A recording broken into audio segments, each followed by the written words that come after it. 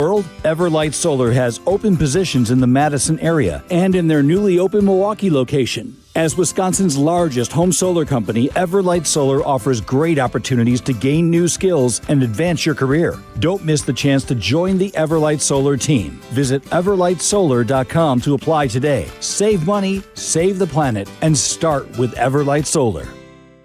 Yep.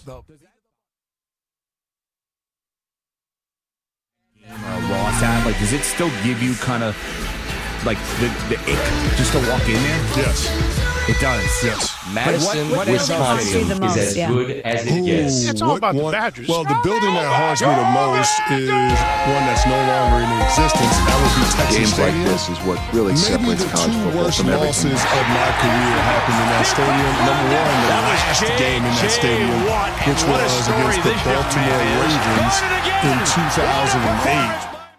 Rush shot over us. It was a Ron McClain show. Kept putting his head on the goalpost.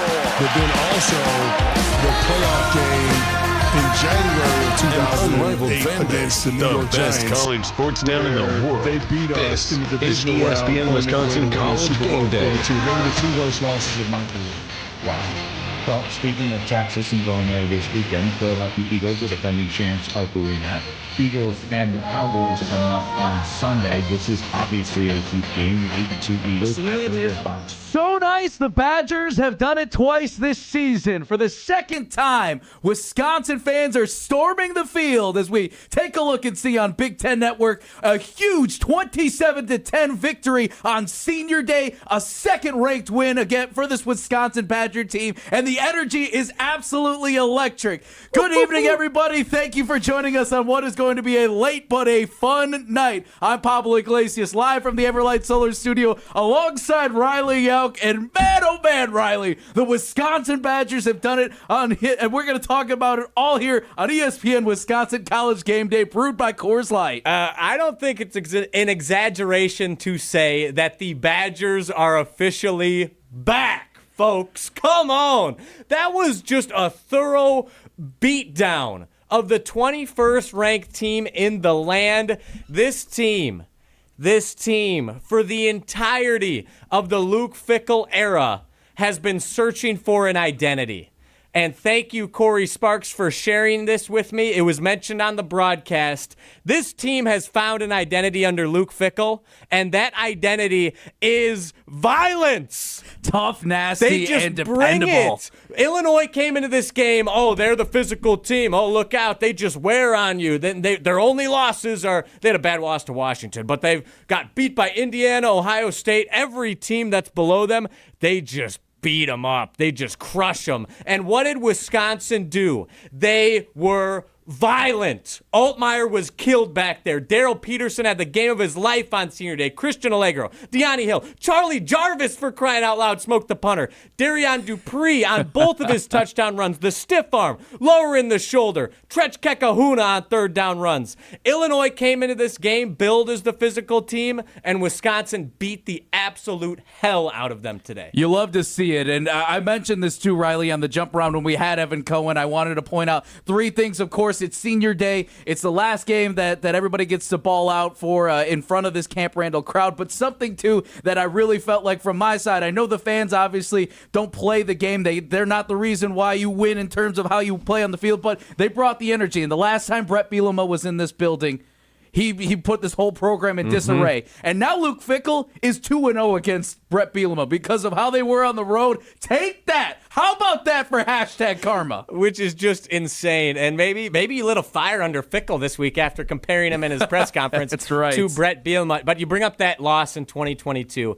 And Mertzy talked about this on the pregame show. Like, that sent Wisconsin into a tailspin. Like, oh my gosh, what are we doing? I remember hearing reports of Illinois, like, really celebrating that win for Brett Bielema. Led to Paul Chryst getting fired. And now look at where we're at. In a season that looked like it was going to be the worst in 3 decades for the University of Wisconsin, I hedged against Washington, saying this could be a turning point for the Badgers. I will go all in today. This is the turning point for the Wisconsin Badgers in the Luke Fickle era. They just demolished a very talented, well-coached team in Illinois, and that was not a fluke. Wisconsin could have won by a lot more. They dropped like 3 picks today. 3 fumbles didn't bounce their way. This could have been an absolute bludgeoning, even worse than it was today. That was an emphatic win for Luke Fickle. And you compare it to last year, how this team ended, where it looked like everyone quit. This team is getting better every week since that Ohio State loss, where it's like, oh boy, like no one cares anymore. This team just sucks. The defense starts showing up against Oregon. Since then, this unit has been one of the best in the country. The offense today, Jeff Grimes was in his absolute bag. Every aspect of this unit has gotten better. Nathaniel Vakos hit 2 field goals today. Offense, defense, special teams. The confidence has grown, and every unit has gotten better. They're playing harder, and that is how you evaluate a team. That's how Barry Alvarez says he evaluates coaches. Are they getting better? And today, they showed proof. Second-ranked win in the last 3 weeks. This team has vastly improved to the one we saw just 4 weeks ago. This is beyond an A-plus effort for this team. Pablo Iglesias, Riley Jauch here at recapping here on ESPN Wisconsin College Game Day. The 27-10 win for Wisconsin, taking down 21st-ranked Illinois. The second win against a ranked opponent. Number 2 in the career as a Wisconsin coach for Luke Fickle. But Riley, we were talking about this too, is that this Wisconsin team, we knew how hard of a schedule it was, and to have 6 ranked teams on your schedule, there was a chance that this team could go 0-6. Now they're 2-4. They're going into great momentum with the Axe game, a huge rivalry game going into the road or going into Minnesota. And let's be honest, we all have our feelings against more so a PJ Fleck and how we feel going into this week. This builds a lot of momentum, but more so from the bigger picture, this is electric. We also want to hear from you out there. If you're staying up late, if you're not partying on Regent Street, down State Street, wherever the case is too, and you're listening to us, we hope you are, and we really appreciate it. We want to hear from you. 844-770-3776 on the Carbless Talk and text line. List is more. Man, Riley, I got to tell you, the chills are there, man. Every single thing is there, man. For you, though, too. Lifelong Wisconsin kid. Mm-hmm. You've seen the program go through its up. You've seen it at its highest points, for sure. But also, you saw how the ebbs and flows. For me, like I said, I came in 2021. I'm feeling like this is a buzz for me. This is a big old high. But for you, though, as the Wisconsin kid, to see how this program, especially this year, has grown time and time and battled through a lot of adversity. The national headlines, they go and have that Washington upset, and it seems like they're trending in a better direction. Do you have more faith now in Luke Fickle in this program? Oh, 100%. And I mean, I had faith in Luke Fickle at the lowest of lows. You were catching a lot of heat for that when you put it out that week. Yes, I'm not going to lie. But hey, yes. look at this. Who would have thought? Who would have thought? Yes. Look at you. Yes, thank you. And it's not on me. I was one of the many, and I think this is valid. Back in that Maryland game specifically was, I think, the lowest of low for this Badgers team and for this Badgers program in decades, in 30 years. We went straight back to the Don Morton eras, and I think Luke Fickle has done things, has performed as a coach in a way that deserved to be fired. But the resiliency of Luke Fickle and the belief in the athletic department that no, we did not make a mistake. Yes, most other programs, Fickle would have been gone a long time ago. He might have been gone after last year. No, we are going to stay the course. This is our guy. We believe in him. And man, oh man, has this team responded. Like you said, I've pretty much only seen Wisconsin ever be really good at football. And so this has been hard to stomach the past couple of seasons for sure. And I know it's been even more so for the fans that lived through the Don Morton era, who lived through the 80s of just pure ineptitude. No one cared about football at this university. I know it's been more painful for them. It's been painful for all of us, and probably none more so than those players, those seniors who went through all of this, that coaching staff. Today, they played for each other. They played for the seniors. They played for a guy like Nizier Forkurine, who announced this week that he's officially the judge. He can't play this year. The judge isn't letting him. The NCAA isn't letting him. So he's going to work on preparing for the NFL draft, but he was on the sideline today. He was ready to go. He put his blood, sweat, and tears into this program, and I think the perfect embodiment of a Wisconsin Badger that was on display today was Daryl freaking Peterson. He has been a Wisconsin Badger since 2021. He was recruited by Paul Christ. He was there in a disappointing 2021 season. My freshman year, me and Daryl, actually, now that I realize it, we're the same age. We came into school the same time. I do remember something when we talked to Daryl Peterson, actually, in preseason for interviews. I remember specifically when you two were talking. He complimented you and said that you have the perfect voice for this. I got to put it out there. Riley Jauch has voice that is just smooth as all can be, smooth as butter. The golden voice, Riley Jauch. I got to tell you that. Thank you. That's coming from Daryl Peterson, I know, too, man. I don't know if I'd go that far, but I really appreciate Daryl Peterson. Yeah, it's that kind of night. It's that kind of night. We're happy. It's awesome. The Badgers had their second ranked win. It's the first time since 2019 we've had 2 ranked wins in the season. This is amazing. And thank you, Daryl Peterson. I forgot that he complimented me on my voice. That was really funny. But it was great talking to him at the beginning of the season. I know everyone's going to want to talk to him this week because he has been here through the absolute dregs. He was here with Christ. He got recruited by Christ. He saw his guy get fired. He saw half a season of Jim Leonhard, probably a guy he wanted to get hired. I don't want to put words in his mouth, but probably wanted Jim Leonhard to continue coaching. He saw him get passed up for the head coaching spot. He saw Luke Fickle get hired. He decided, no, I'm not going to leave.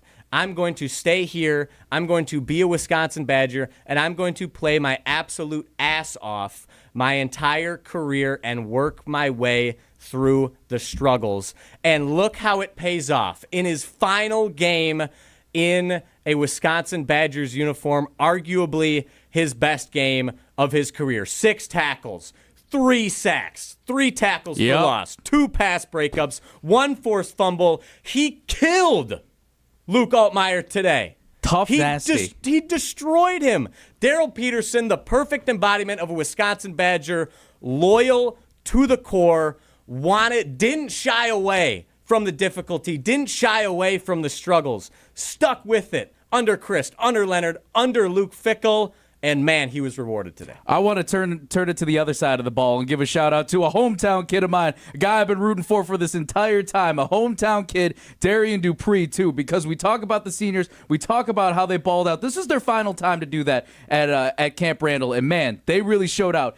But the flip-flop of why you feel so good about this program is because of the young guys and how they balled out as well. Darian Dupree, true sophomore, 131 yards on 17 carries, 2 touchdowns, 84 yards. You, myself, and Owen Dimful, who is also here at the Everlight Solar studio producing this show. And, man, we were jumping for joy. Yes. We were jumping for joy. As soon as he saw Pater well ahead of him, man, we were just 60 saying, yards of green grass. So, shout-out. Fellow Mount Carmel High School alum. They're going to state, too, by the way. Wow. Wanted to share that news. So, big day for the Mount Carmel Caravan. Love seeing Darian Dupree ball out because, man, that's just going to be the beginning. And this whole running back room, too, unfortunately, it really feels like every room in general has gone through its injuries. And that's another thing to point out to Jeff Grimes. The fact that he's able to do what he is doing now with this offense, with so many different moving parts. The offensive line, this was their 4th, this unit of the offensive line, I saw this during the broadcast, was that this was the 4th straight start that this offensive unit had, and I want to say that they've had 7 different rotations or something like that. At least it feels like 7 different rotations at the very least. So the fact that they are finally finding that consistency with 1 week to go, even if you don't make it to a bowl game, it is what it is, unfortunately. That's a little bit of a bummer. But if you end this season on a high note next week and bring back the axe, hey, you know what? Moral victories only carry so far, but it's much more than a moral victory. This is a victory that carries over into that season, into spring ball, into the recruiting transfer portal era, all those things, man.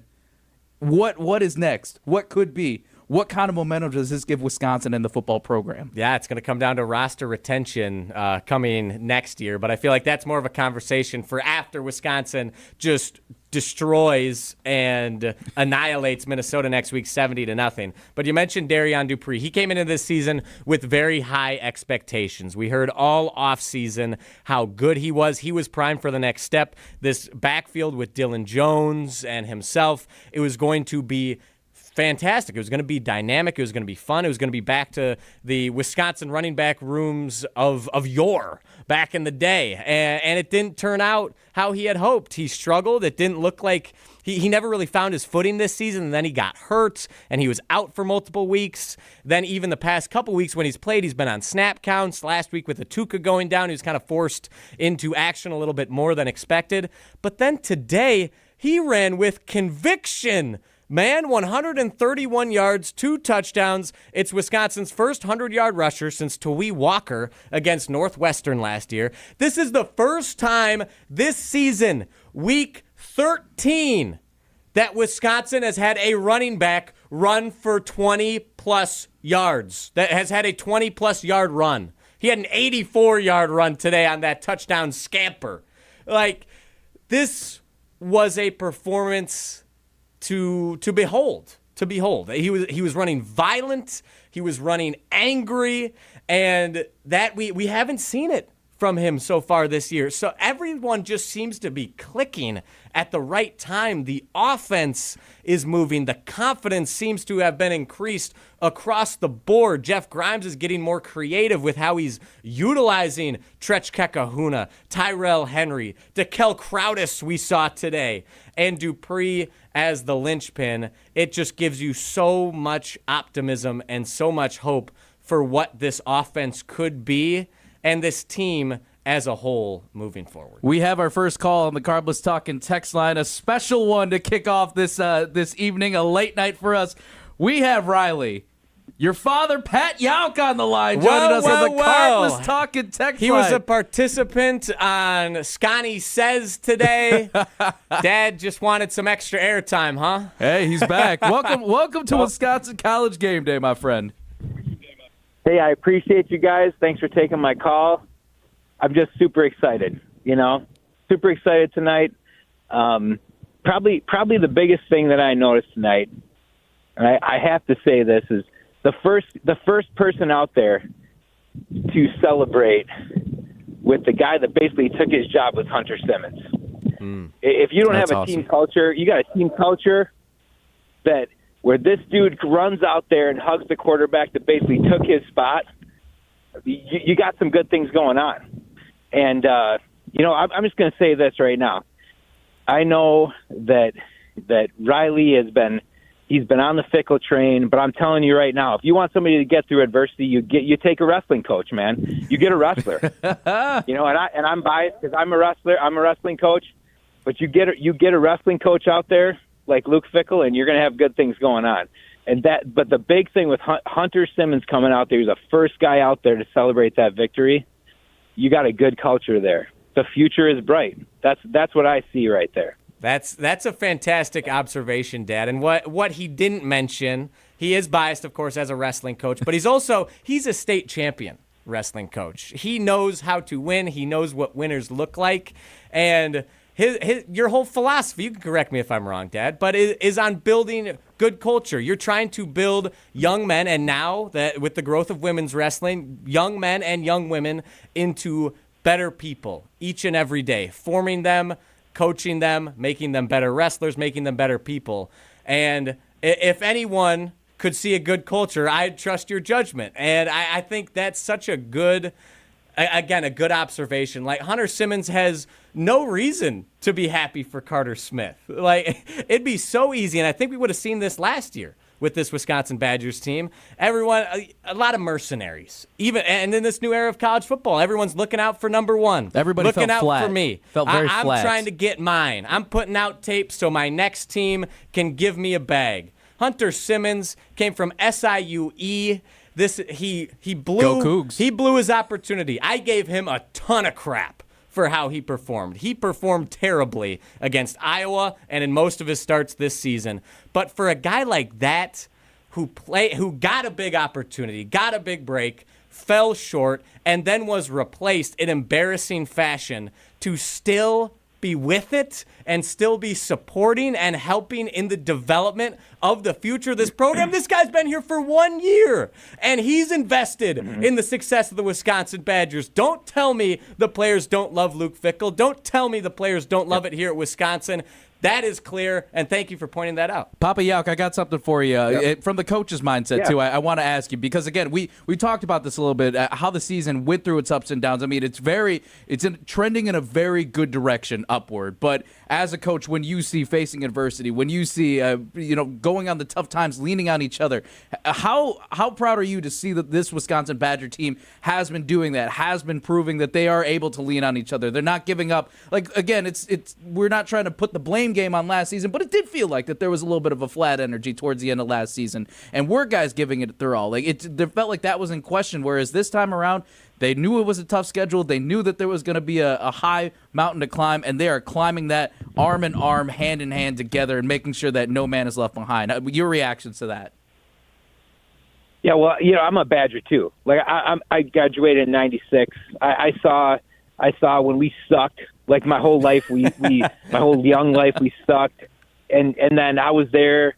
We were there for the first return to the Rose Bowl and all of that stuff. So like, seeing the struggles was heartbreaking. And I think as an alumni, especially from my era, I can tell you that it was difficult to see, and again, like Jim Leonard, I love that guy. Like he's the epitome of everything that like what Wisconsin football and the state of Wisconsin was about.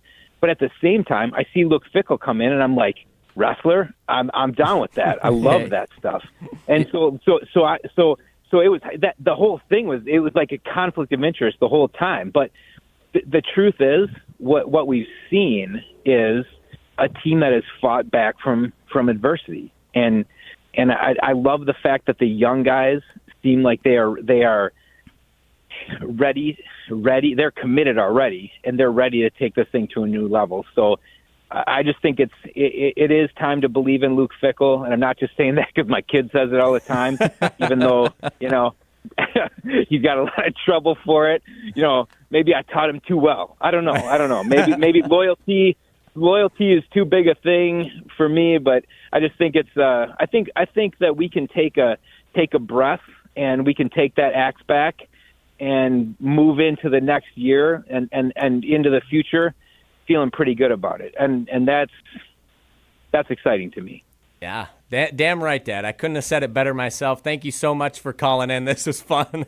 Glad. I know you told me you were going to call in. Thank you for doing it. You couldn't have picked. To do it. Yeah, you couldn't have picked a better game because this team has had every opportunity to quit this season. This is, by every metric, the hardest schedule in college football. You said it, Pablo. 6 ranked teams on the schedule. Yes, exactly. They're 4th in a row they played tonight. They could have easily phoned it in. Nope, we suck. The schedule's too hard. We're going nowhere under Fickle. He's going to get canned at the end of the season. Let's just move on. I'm going to start looking elsewhere. I'm going to have my agent start talking to people. I'm out.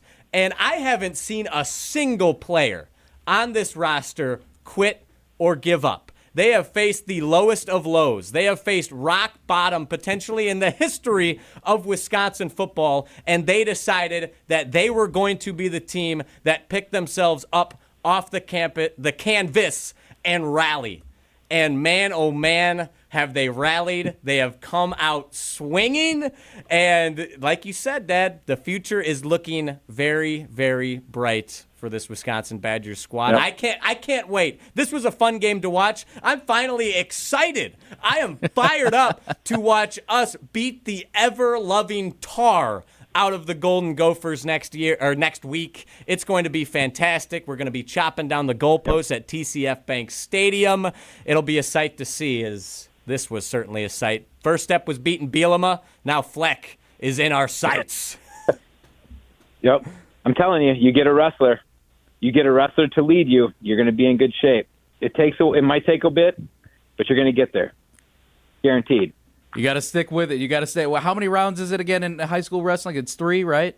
Have 3 periods? 3 periods. 3. There it is. All right. You can tell I'm a wrestling novice out here, so I will wholeheartedly admit that. Did you say Mount Carmel? Hey, Mount Carmel, they're tough. That Mount Carmel's tough. I heard you mention them before. Those are my boys. You got to strap it on when you go against Mount Carmel. Yeah. No, I did not wrestle, but I know. Yes, we do have a good, rich wrestling culture out there. So hey, it's good to know. For sure. It's good to know that Mount Carmel wrestling also has a good reputation too. Well, Absolutely. Papa Jauch, appreciate you calling in here on the Carpless Talking text line. Thank you so much for the time. Appreciate you guys. Yep, appreciate you, Dad. Anytime. I'll see you at Thanksgiving.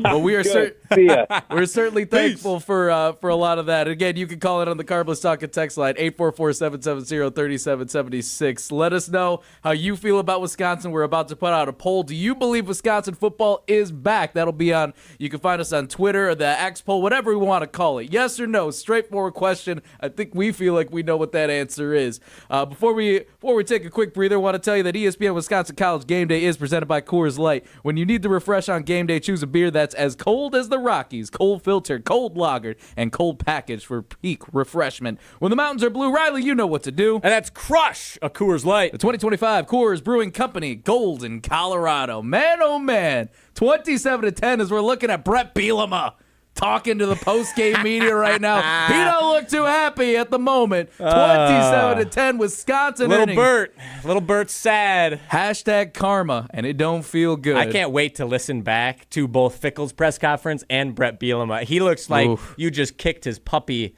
in the face right now. Tell. He is so downtrodden. This is beautiful. Red-nosed right now. You can tell. There's a lot of emotion behind that and trying to hold some things back. Pablo Iglesias, Riley Jauch, Owen Dimple back here at the old Everlight Solar studio producing for us. We always appreciate everything that you do, Owen. Pablo Iglesias, Riley Jauch here once again. This is ESPN Wisconsin College Game Day, brewed by Coors Light. Post-game reaction continues next. This is ESPN Wisconsin College Game Day. What's up, Madison? It's Stacy from Bruner Realty. You know that honey-do list that's been sitting on your counter since, 2020? Yeah, we can handle that. From leaky faucets to light fixtures, our handyman team at Bruner Realty fixes it all. Fast, friendly, and done right the first time. We take care of it so you don't have to. Visit fixedbybruner.com. That's fixedbybruner.com. Because your to-do list deserves a happy ending. You hear that? That's the sound of Pepsi Zero Sugar, the better tasting, more refreshing Zero Sugar Cola. Listen to that endless pour. Pure refreshment. If it sounds this good, just imagine how it tastes. Oh yeah, so good. Pepsi Zero Sugar. Let your taste decide. Looking to join an international quality golf club right here in Madison? For a limited time at TPC Wisconsin, enjoy full golf privileges and all club amenities without full dues. Pay just $150 per month through March to maintain your full golf membership with no golf dues until April 1st. Don't miss out on this limited time offer. Schedule a tour or submit a membership inquiry at tpcwisconsin.com and start enjoying the private golf club experience you deserve. That's tpcwisconsin.com. Coors Light presents To Chill or Not to Chill. When your friend skips your favorite song on the playlist. End the friendship. Or choose chill because that song lives rent-free in your head anyway. And you planned ahead by bringing Coors Light to the party. And the sound of that ice-cold can cracking open was music to your ears already. Coors Light. Choose chill. Celebrate responsibly. 2024 Coors Brewing Company, Golden, Colorado. Hi, Dave from Canopy Wealth Management here. Our balanced approach helps guide you through a complex and ever-changing landscape. Throughout your family's financial planning journey, we will serve as a partner, advocate, and steward in all aspects to help you achieve your goals with confidence. At Canopy, care, competence, and clarity, it's not just a tagline, it's a promise. Go to canopy-wealth.com to get started today. That's canopy-wealth.com. Talk Badger sports year-round with the Jump Around podcast. Yeah, I really liked watching Leo Chanel. I remember in school I was watching his Chanel and 5 highlight reels. I always thought he was really cool, writing death row on his arms and stuff. So that was probably my favorite guy. I got to wait a few years to write it on my arms. I think my arms got to get a little bigger for sure. The Jump Around, brought to you by Steinhoffels. Streaming live every Thursday on the ESPN Madison YouTube channel and available wherever you get your podcasts.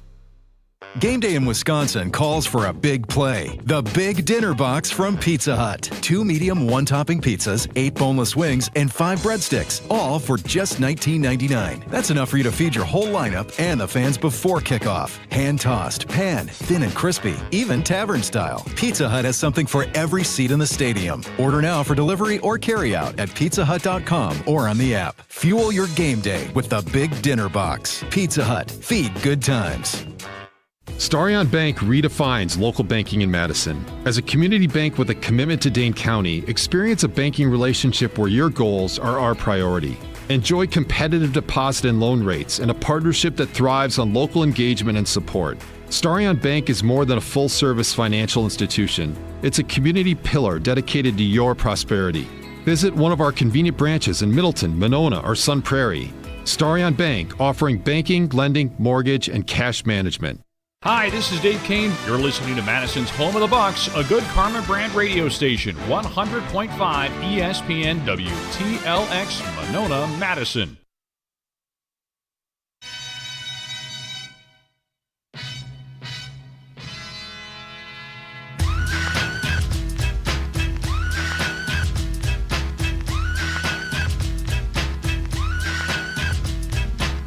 The last jump around at 2025, we were getting videos left and right from all of our teammates in the stadium. And the last one delivered of 2025 in a big way. 27-10.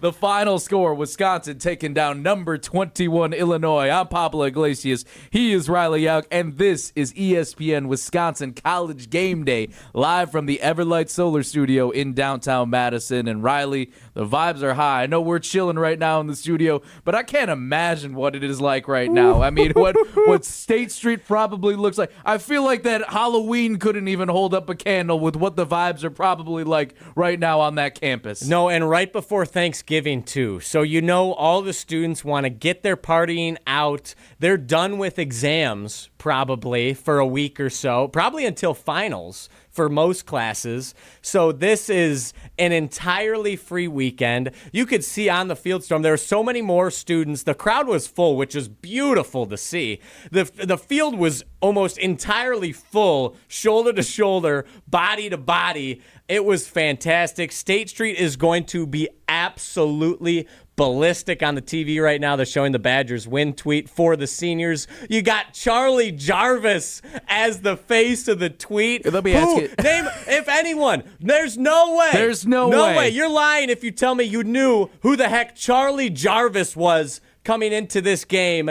And he had one of the bigger plays of the night on a muffed punt attempt by Illinois. He just came screaming off the edge, lowered the boom. It looked like he hurt the punter on the play, and we knew that this defense and I guess special teams had to step up if the Badgers wanted to win. I think the offense far exceeded anyone's expectations today with what they were able to do. They finally had a home run hit by Darian Dupree, which I'm sure we'll talk more about the offense later. 100%. But this defense needed to force turnovers, they needed to cause havoc, and they needed to make their presence felt if Wisconsin wanted to win this game. And boy, oh boy, did they make their presence felt today. The Barry Alvarezism, winning heals the soul for sure, or winning heals all things, essentially. And talking about the defense, Riley, we will take a look at the numbers at where they held Illinois, because I'm sure now it's got to be the last 4 opponents. But before that, coming into this game, Wisconsin holding its last 3 opponents in Oregon,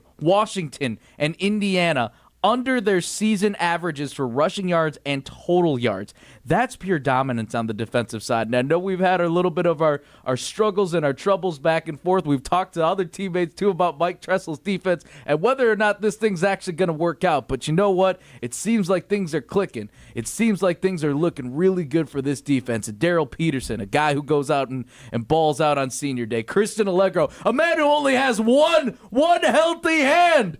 He's got a club on his left hand. It's got to be at least 10 pounds on that thing. He doesn't care. He's going out and getting that 4th down tackle.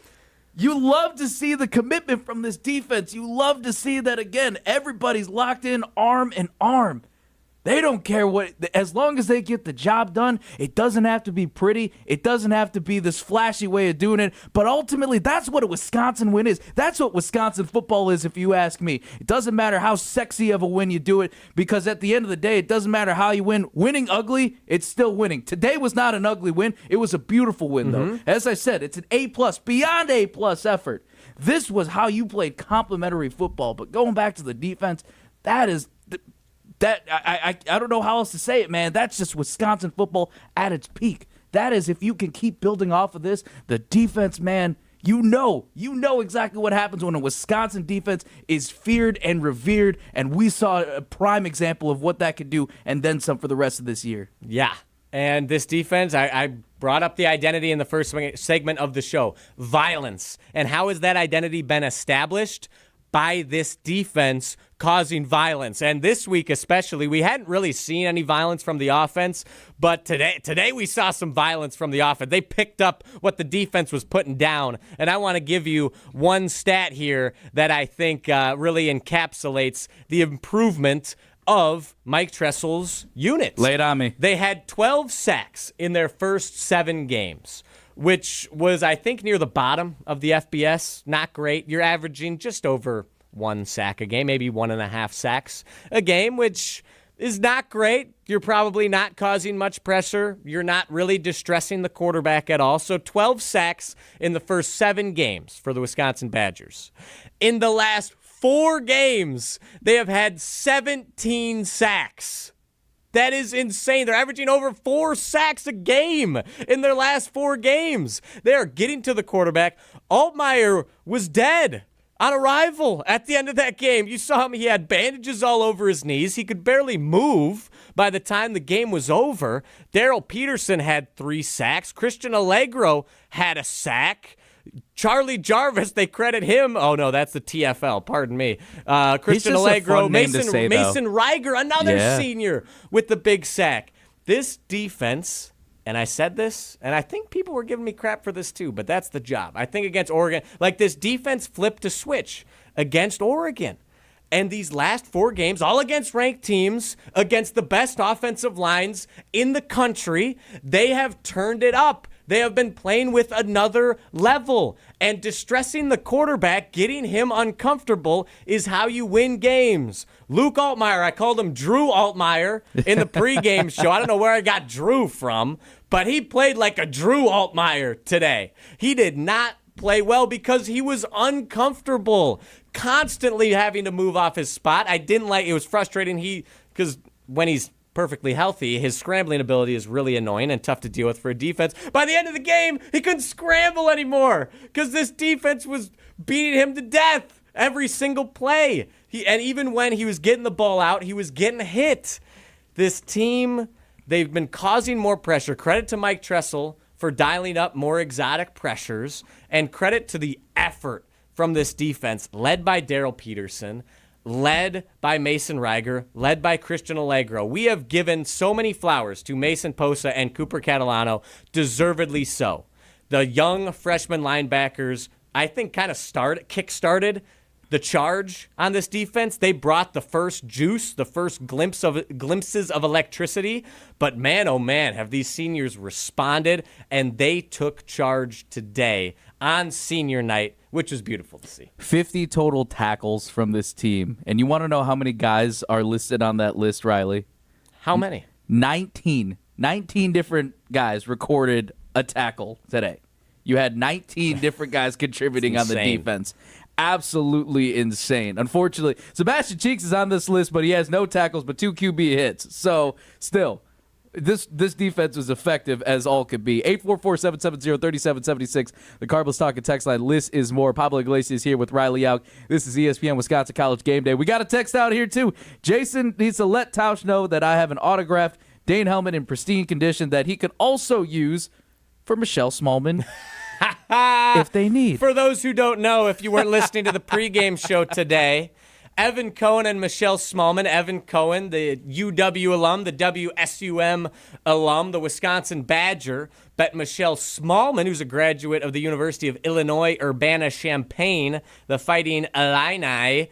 The loser of today's game was going to have to wear a football helmet of the opposing team for an hour of their show Unsportsmanlike, which you can hear 5 to 9 a.m. every weekday morning here on 100.5 ESPN, the ESPN Wisconsin app. You can also see our studio, too, ESPN2 and ESPNU on the Fridays on episode. TV, that was pretty legit. It was pretty sick. For their show, for an hour, on television, on the radio, Michelle Smallman is now going to have to wear Mark Tauscher's old football helmet. A used helmet. From the 1990s. That is sensational. I am so excited to see that. It's going to be cinema. Michelle Smallman had arranged with Coach Bielema and Illinois for like a brand new helmet to be used for Evan if Illinois won. But, as they say, I guess we'll never know.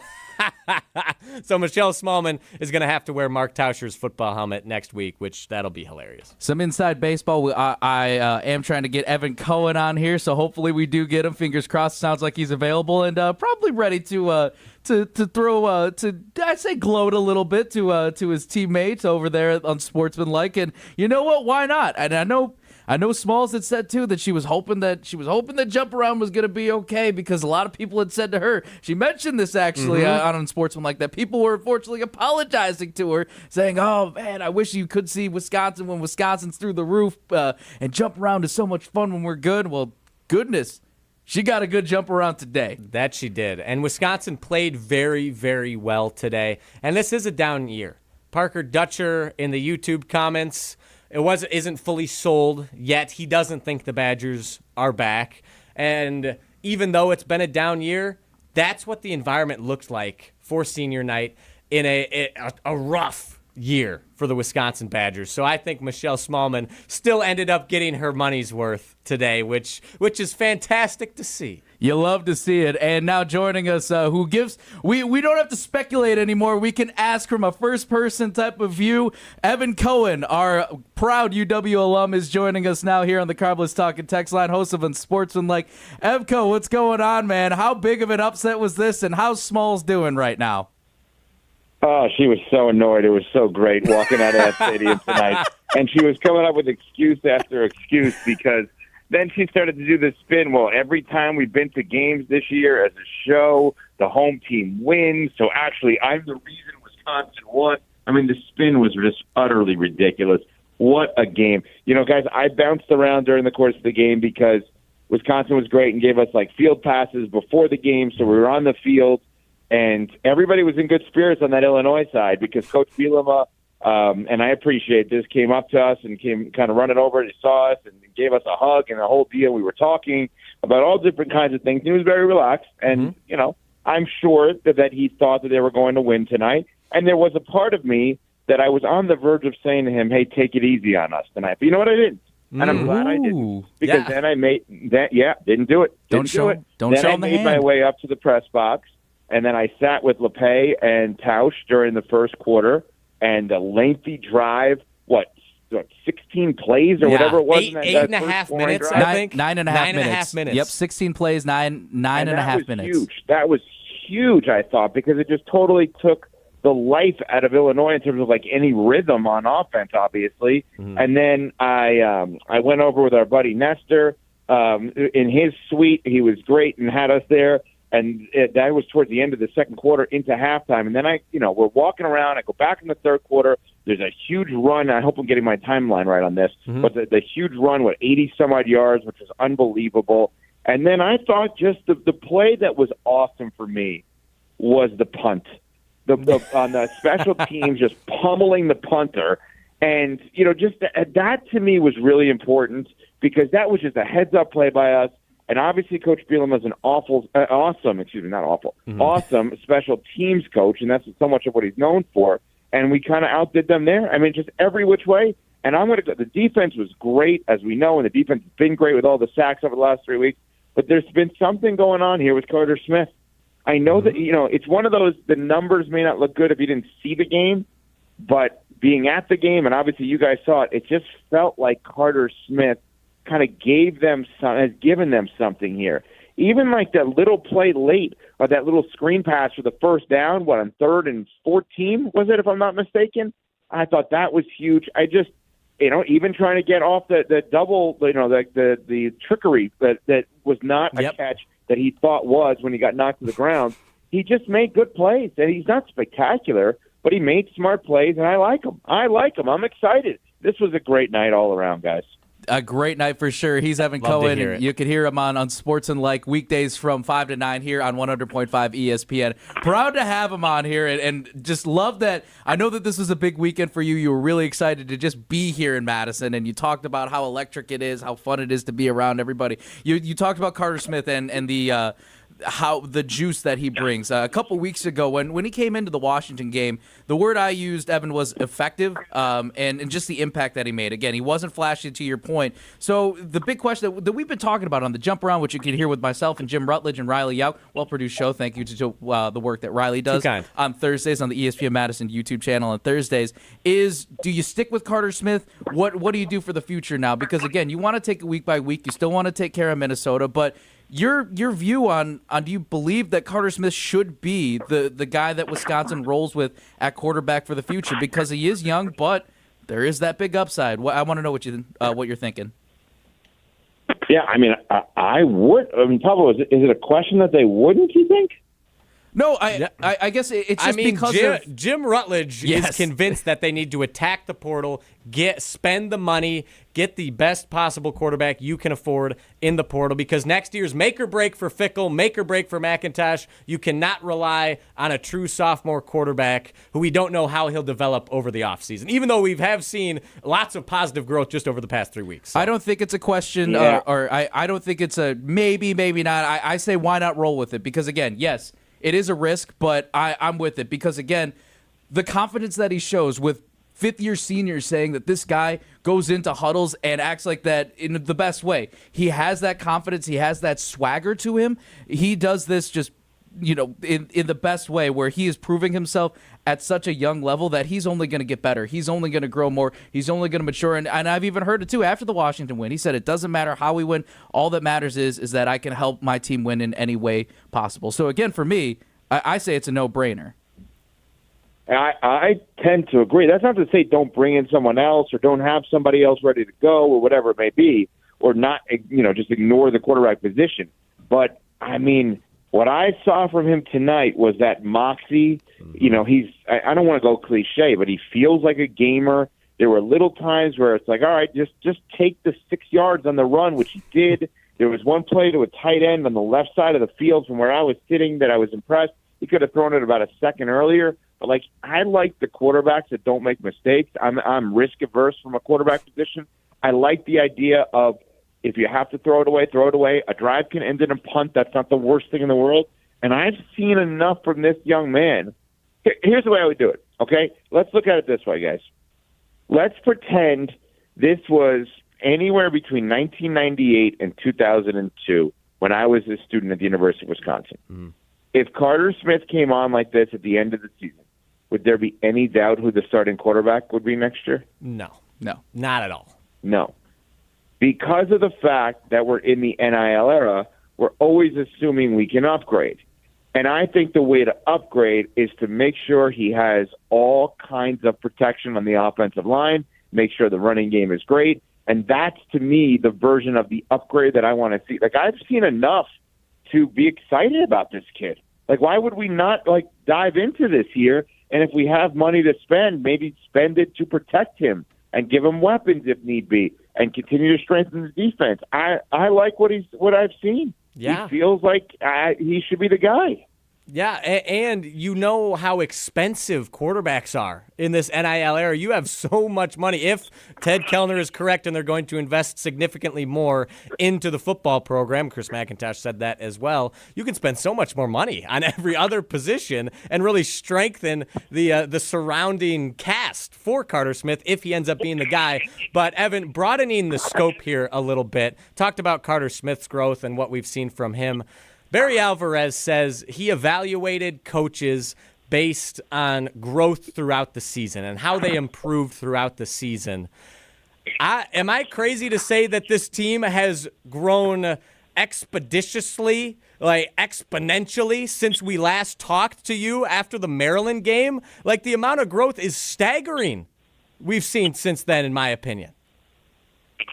Yeah, I don't think it's a question. I mean, I think that there was a point, I want to say going into the Maryland game, you guys are going to have to correct me if I'm wrong about this, but I believe Ben Brust on KBN said if they don't win against Maryland, there may not be another win this season. And now, and by the way, when Ben said that, I didn't think that was too far off. And now, in back-to-back games, they've won against ranked teams, top 25 teams. I think it's impossible to say that they're not getting better. They're obviously leaning into really young players that have a chance to be here for years to come, like Carter Smith and others. And I think that's kind of probably just a lot of guys are playing ahead of schedule. But if the guys that were playing on time weren't actually performing, the guys that are playing ahead of schedule are the ones that Coach Fickle is clearly getting the most out of, and he's making them look good, and they're making him look good. So I think that you're right. I think that they have definitely improved as the season progresses. And what now?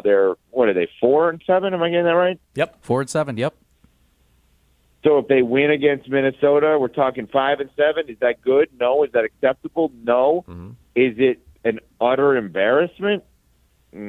At week to week, it was. But on the whole, 10 years from now, we may look at this season and say, yeah, that was a down year. But maybe it started something versus an embarrassment of a year. Evan Cohen here from Unsportsmanlike. You can hear him again 5 to 9, on weekdays here on 100.5 ESPN. Proud UW alum too. Very happy to have him here. Evan, you made a great point there, and I want to ask you. A win like this, again, this is also the second-ranked win. Riley and I were going through the schedule. This team had 6 ranked teams on its schedule. I feel like that's been the headline on and on in the offseason that, how are they going to do in the schedule? How are they going to do facing all these ranked teams? For them to have 2 wins is very nice right here, but a win like this too, what does this do for the future of the program, the brand identity? It's still up in the air, and there's still a lot of work that Luke Fickle, Chris McIntosh, and even Chancellor Mnookin, everybody needs to do in terms of fixing this brand and what it looks like now. But what does tonight do in your eyes as an alum, as somebody who's very proud to be a Wisconsin Badger? What is the aftermath and what are the effects that a win like this does? Yeah, I would say that it really goes back to the question that we discussed just a couple of minutes ago. Does a win like this solidify Carter Smith's role for next year? Mm-hmm. Because that, to me, is what you're really talking about here. That's really whether or not they could actually use this to build for the future. Because if you basically have a sophomore quarterback next year, what is he technically going to be a sophomore next year? Or, I thought somebody said, I thought Jim said the other day that he's not even qualified to be a freshman, right? Because it's a low number of games. Yes. So since he'll have only played 4 games, he can still redshirt this season. So next year, he will be still a redshirt freshman, technically. He will still have 4 years of eligibility next year, starting next year. Yeah, so that's why I said that's what the excitement is. That, okay, do they have that locked up? Do they have this wild pass rush that we've seen over the last few weeks? And is that the strength of the team? And obviously Coach Fickle, that's his specialty, right? Defensive line, I would assume. It's kind of where you would lean there. So I think what tonight and last week shows you is, okay, there's a basis for success here. Rush the passer, get after the passer, play really good defense, have that quarterback with a little juice and moxie to him that may not throw the ball 100 times a game, but okay, fine. If he's handing the ball off, running backs are getting holes that are going to allow them to do what they did, right? And Darian Dupree tonight, 17, 131, 2 touchdowns. I mean, are we kidding here? I mean, that's amazing. Right, when you're looking at that. And I know, obviously, it was an 84-yard run as part of it, but still. I mean, I think that – and by the way, the wide receivers were blocking. You had, T.Y. Hilton's kid, Eugene was in the mix for a couple of times. Mm-hmm. There's stuff happening over the last couple of weeks. But, yeah, you feel better about the program right now. Yeah, and I feel like this is something tangible you can finally sell to recruits and to alumni and to boosters.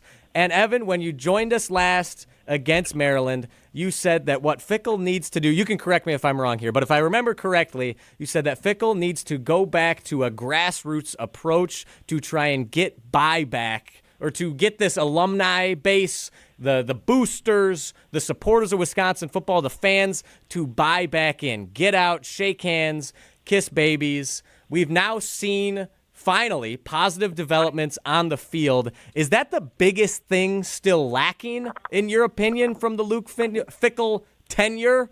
And if so, are you still of the opinion that that is how he should approach this offseason from a non-football perspective? In terms, okay, so like, walk me through what is your dream scenario for Fickle this offseason then? In this hypothetical, like what do you want? The season end. Let's hope they beat Minnesota. They go 5-7. Yep. What do you want them to do?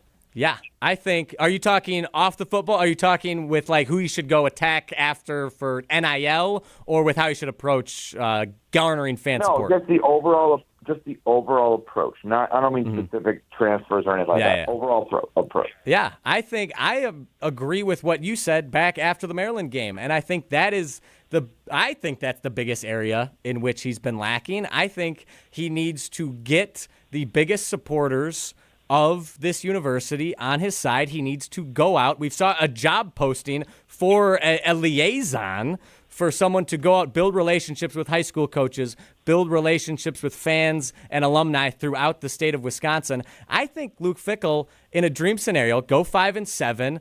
Finally, people are starting to see the vision. They have a little belief. And Luke Fickle himself goes out there, meets these coaches, meets these people, builds good PR. I understand it's extra work. I understand maybe that's not his strong suit, but I want to see him go put in the extra effort to do it. Wisconsin is a different place. Wisconsin is a unique place. Wisconsin is a very special place where we care so deeply about loyalty, about someone coming in, if they're an outsider, becoming one of us, so to speak, becoming a Wisconsin guy. I want to see videos of Luke Fickle going crushing brats with guys at a bar up in the north woods of Wisconsin, going hunting with some guys. Deer season just opened up today. Obviously, that schedule doesn't really work out, but I'd love to see him just go do that. Become a Wisconsin guy. Take this offseason, become a Wisconsin guy, and then next year, if this success continues, if the investment pays off, I think just about everyone in this state, in this alumni base, in this fan base, will be back on the Luke Fickle train, and we'll be feeling much better about where this program is at and where it's heading. Yeah, I agree with everything you're saying. I think that is what needs to happen now in terms of being out and about, being seen and heard all across the state. And maybe, just maybe, this recent success triggers the ability to do that. Like, maybe we haven't focused on the human element of it, of like, while this is what you're supposed to do, maybe he is just distraught by all of the losing and the program that he thought he was going to build, and then having to go out and about and see these people who are not going to be happy with him, and why do you want to do that emotionally and mentally? Well, now, if he were to all of a sudden make an appearance somewhere on Monday, go show up to Wilde and Jauch on Monday morning, right? Just walk in the studios. All right, guys, what's up? And, now's the time. Now is the time, because maybe there was a little bit of shyness and reservation about, having to be peppered with all the negative questions. Well, now, sure, you're going to have to ask about his future, but at the same time, there is also the idea of asking about, like, how did you just destroy Illinois the way you did? How did you beat a ranked Washington team the way you did? Like, now he could potentially go out into the community and meet and greet and shake hands and kiss the babies, the whole deal, off of wins. So take advantage of it. Evco, one more before we let you go here. I know you probably got an early flight out to New York, and then you got to jump onto it. Sports. I'm very excited to hear Monday's episode. Before you get going, I know that we had you on the jump around too earlier in the week. You can go back and listen to that interview.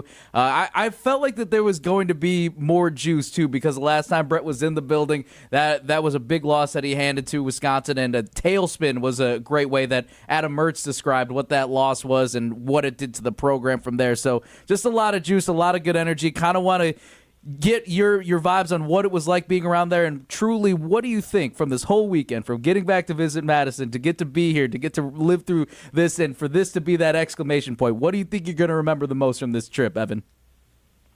Well, I mean, certainly Wisconsin winning, and Smalls having to wear a Wisconsin helmet on the show at some point over the next few weeks. I mean, that's a great one, and talking all the junk leading into this game. But, I mean, just the way that Madison always has taken care of us on our show, and I love Madison so much, and it means so much to me. And walking around State Street today and being at ESPN Madison on Friday, doing the show from there, which was amazing, being at the big ESPN Madison event that we had last night at Buck and Honey's with Jauch, and LePay and my professor, Professor Hoyt, who was able to come by there. It's just been an amazing week. WSUM, the student radio station, where Riley worked as well, and I worked, and having the opportunity to speak to all the kids there, and then getting the tour of Camp Randall and being on the field before the game and talking with Coach Bielema. I just think it's been an amazing weekend for us. We are both, Smalls and I are both so lucky to have had this opportunity for our schools to play, and she had never been to a game at Camp Randall, to see all the jump around and the great fans that were there, and just the parties. Obviously, Wisconsin College Game Day with ESPN Madison beforehand, which we went on obviously with Riley and Brad and Mertz, and it's just been an amazing few days, and we are so fortunate to be a part of it. And Madison still is the greatest town in the world, and University of Wisconsin is the best school in the world. So nothing has changed in the 20-plus years since I went to school. Damn right. Well, we love having you on here, Evan, and we loved having you out here this weekend. Love that you're always supporting the Badgers. Appreciate your time. He is Evan Cohen. You can hear him on Sportsman 5 to 9 weekdays here on 100.5 ESPN, and also you can see him on ESPN2 and ESPNU. Excited to see whenever Smalls puts on that helmet, Evan. Safe travels back to New York. We appreciate it. Thanks again for your time, man. Really appreciate it. Thank you, guys, and on Wisconsin. On Wisconsin, Thank for you. sure. Man, oh man. Great time. Good vibes across the board. By the way, if you are looking for a reliable roofing and home restoration company in Wisconsin, Badgerland Exteriors is here to help. Residential and commercial roofing, siding, and solar, Badgerland Exteriors has you covered. Visit BadgerlandExteriors.com to get started today on your next project. Evan Cohen just joining us here. If you want to call and talk here on the Carpless Talking text line, 844-770-3776. The vibes are high here on a Saturday night here at the Everlight Solar Studio. Pablo Iglesias, Riley Jauch. This is ESPN Wisconsin College Game Day. Post-game reaction continues next. This is ESPN Wisconsin College Game Day. Start your career where the road to success is paved in coffee at Dunkin' Donuts. We're now hiring crew members and hourly shift leaders at our locally owned locations. Dunkin' offers flexible schedules, employee discounts, health and dental benefits, and paid time off. Plus, bolster your resume with our own leadership training program and even scholarship opportunities. Up to $1,500 per semester. Text Team Spirit to 85000 or visit teamtmart.com/careers to apply. Dunkin', America runs on you. Want to pay off this year's renter mortgage? Feel like a real estate mogul at Ho Chunk Gaming Madison during November's Live for Free promotion. Starting at 4 p.m. on Saturday, November 29th, 24 winners will each spin the wheel for a cash prize of up to $5,000. Then at 8 p.m., one grand prize winner will pocket $25,000 in cash to use toward their rental mortgage. This could be your chance, but you have to be here. Live it up this November and go to Ho Chunk Gaming Madison. The pulse of the Milwaukee Bucks, straight from a Bucks legend. Can't get it off. Marcus Johnson will, though. You can't leave him alone for a 12. Tap into Here District with Marcus Johnson on Bucks Plus. Marcus and his son Chris offer a weekly beat on Bucks basketball. Get your questions answered and hear from the biggest names in basketball. Find Here District with Marcus Johnson at bucks.com/plus on the Bucks app or wherever you get your podcasts.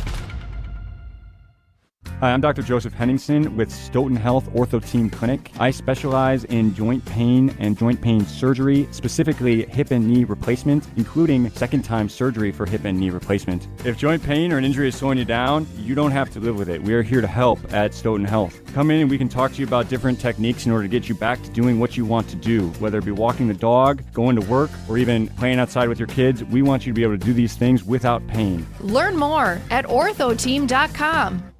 The host might be irrelevant, but the conversations aren't. I think Matt LaFleur and both Jordan Love are good. I don't know if they're the guys that are going to be the ones that win you a Super Bowl. Mr. Irrelevant with Alex Strofe. Does he have the it? The quarterback who says, we're not losing this game because I'm going to make sure of it? Live on the ESPN Madison YouTube channel every Monday, Wednesday, and Friday. Also available on the ESPN Wisconsin app and wherever you get your podcasts.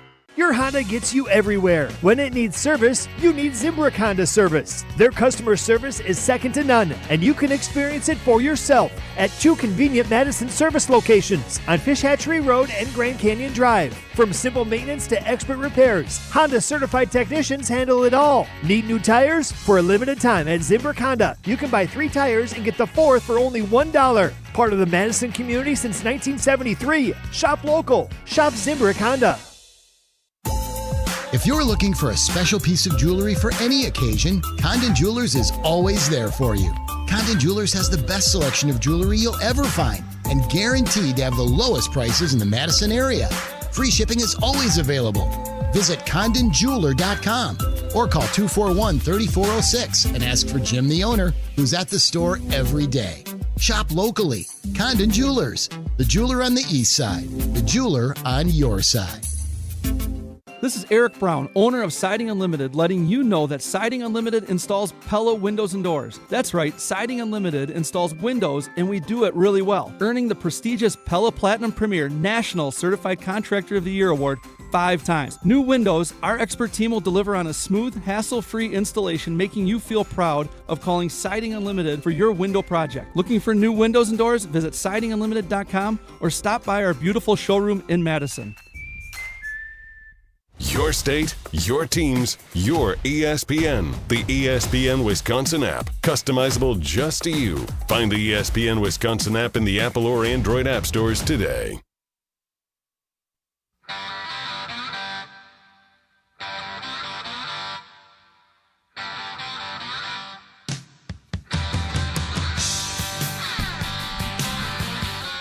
That bad Wisconsin team is back, baby. The or at Badgers. least, I don't know. Our ESPN Madison Twitter poll right now after the half. 27-10 upset over number 21 Illinois. Do you believe Wisconsin football is back? We are asking you on Twitter. Only 48%. It's narrow. 48% say yes. The other 52%, we got to do some work at trying to convince you. Canopy Wealth Management carries a long-standing tradition of working in the best interest of their clients every day. The team at Canopy emphasizes building local relationships and believes that values matter and strengthen their communities. At Canopy, care, competence, and clarity isn't just a tagline, it is a promise. Go to canopy-wealth.com to get started today. Pablo Iglesias, Riley Jauch here live at the Everlight Solar Studio in downtown Madison, Wisconsin. The 27-10 win, a convincing win, too. We saw the ranked win against Washington. This one just felt different, though. This is a way that you end the season, or at the home slate, I should say. Next week, you end the season with a potential win in that Axe game. There's a lot more juice than normal going into this, especially over the last few years. It feels like that in the best way. You have good positive energy. Because Luke Fickle's first season, let's look at this, not to get too ahead of what the Axe game looks like. Still want to talk about the big picture of this program as well, but hey, there was some pressure. Get the Axe back. I think it was a 2-game losing streak at the time or something like that when Luke Fickle's first season going into the Axe game. So, hey, that felt good, but then the next season you fall flat there, and it wasn't a good situation last year where it just felt like everybody was giving up in that case at home. So this is a good redemption time. But overall, 5-7, if you can win next week, Riley, I feel like it's a win. I know that this has been a weird season. This has been a season where, again, you're down in the dumps. We have been at the lowest of lows in recent Wisconsin history. Many are saying, too, that we talked with feeling like that this is pretty close, if not very comparable to the Don Morton eras. And it's tough.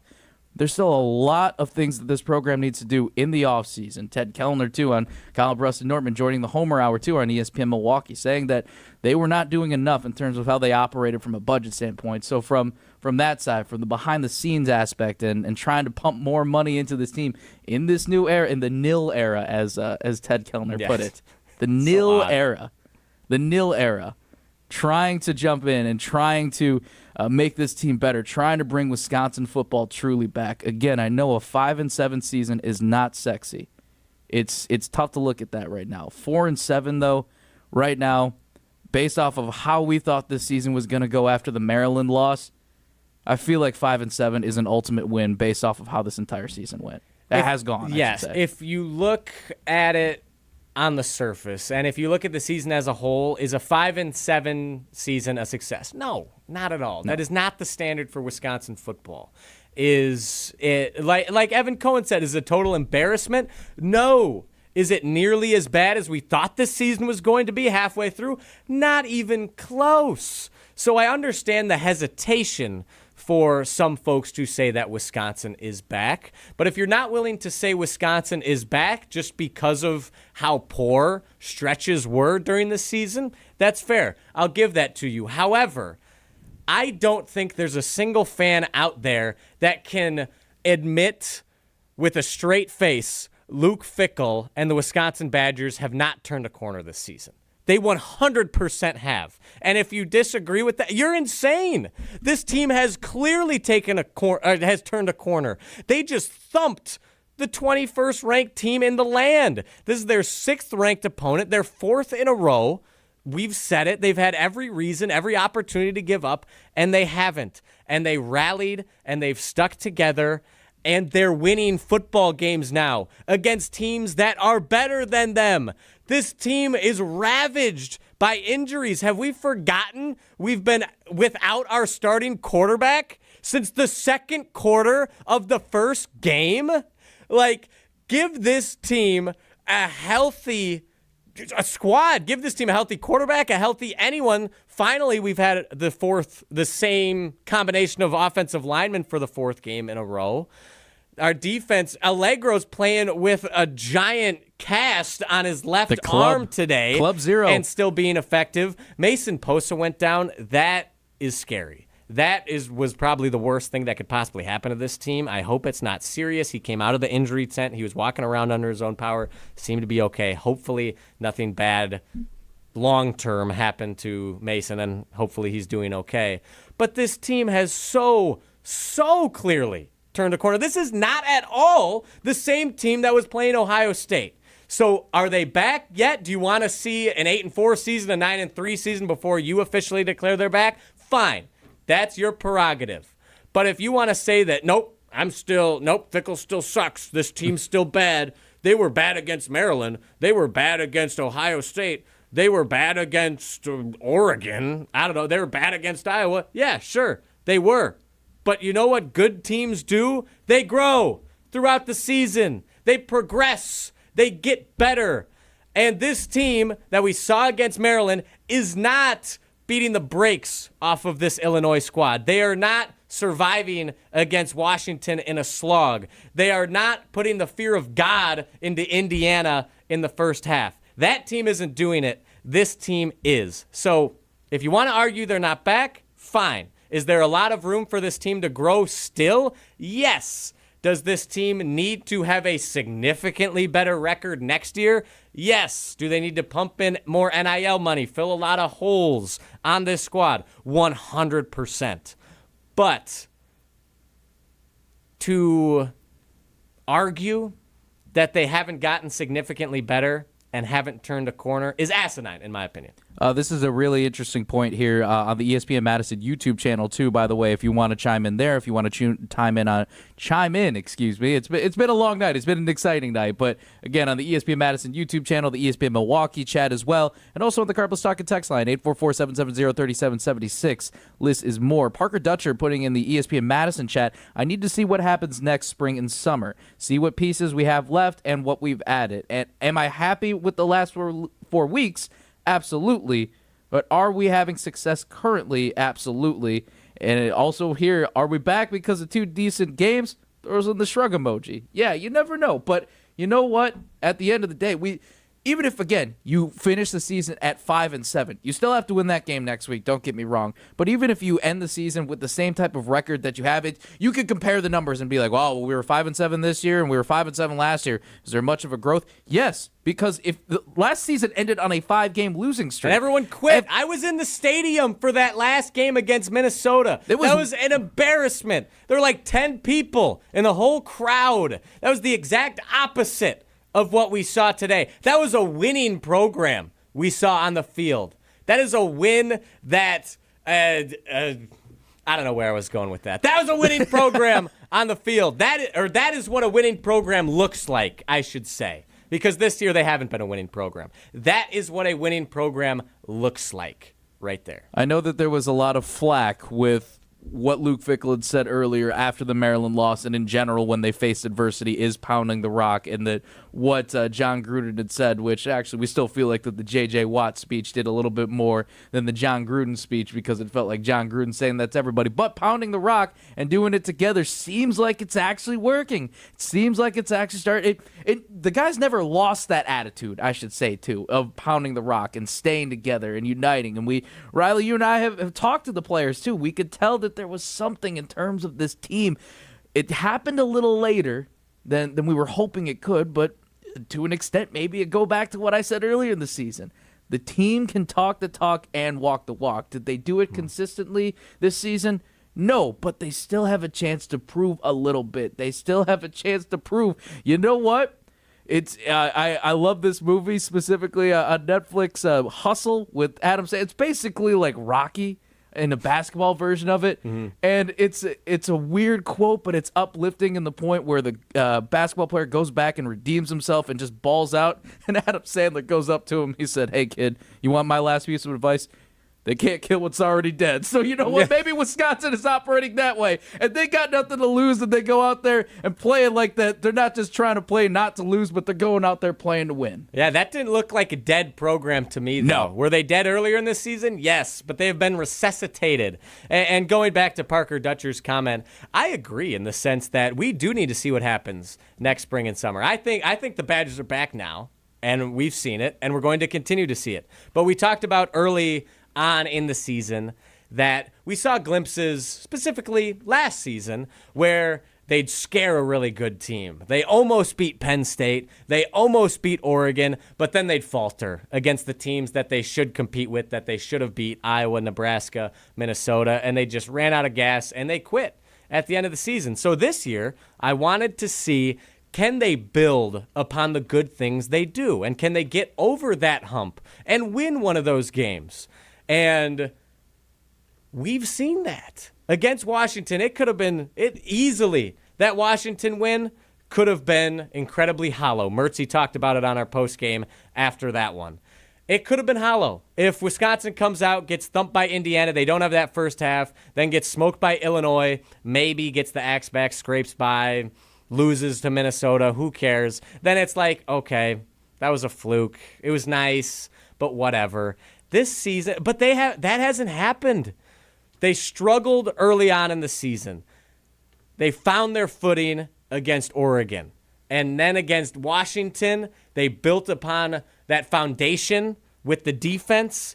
Offense, they broke the seal with that touchdown to Lance Mason. I actually talked to Lance Mason earlier this week about how cool that touchdown was, and he said, yeah, everyone just breathed a massive sigh of relief after he finally dove across the goal line in Eugene, in a rainy Eugene. But they took that foundation, that spark, and cultivated it into a flame, and they beat Washington. And then they were planning on beating Indiana. They wanted to beat the Hoosiers. Fickle was pissed afterwards. And then they collapse in the second half. They turn the ball over. Indiana puts the foot on the throat and reminds the Badgers that, hey, we're the number 2 team in the country. Again, they could have came out and folded. Ow, we aren't really that good. Washington, we just got lucky. We just got lucky. They're like, no, we're the better team. I don't care if there's a number next to Illinois' name.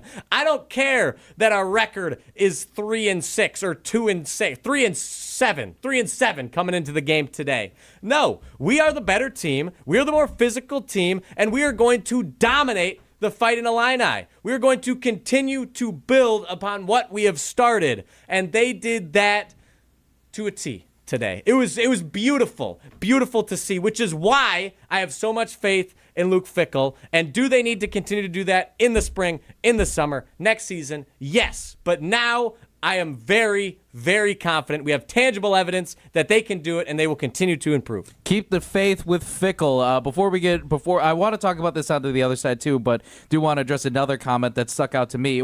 Somebody challenging. It was not pounding the rock. The real momentum swing was the youth. Yes. They came in with moxie, swag, and made plays.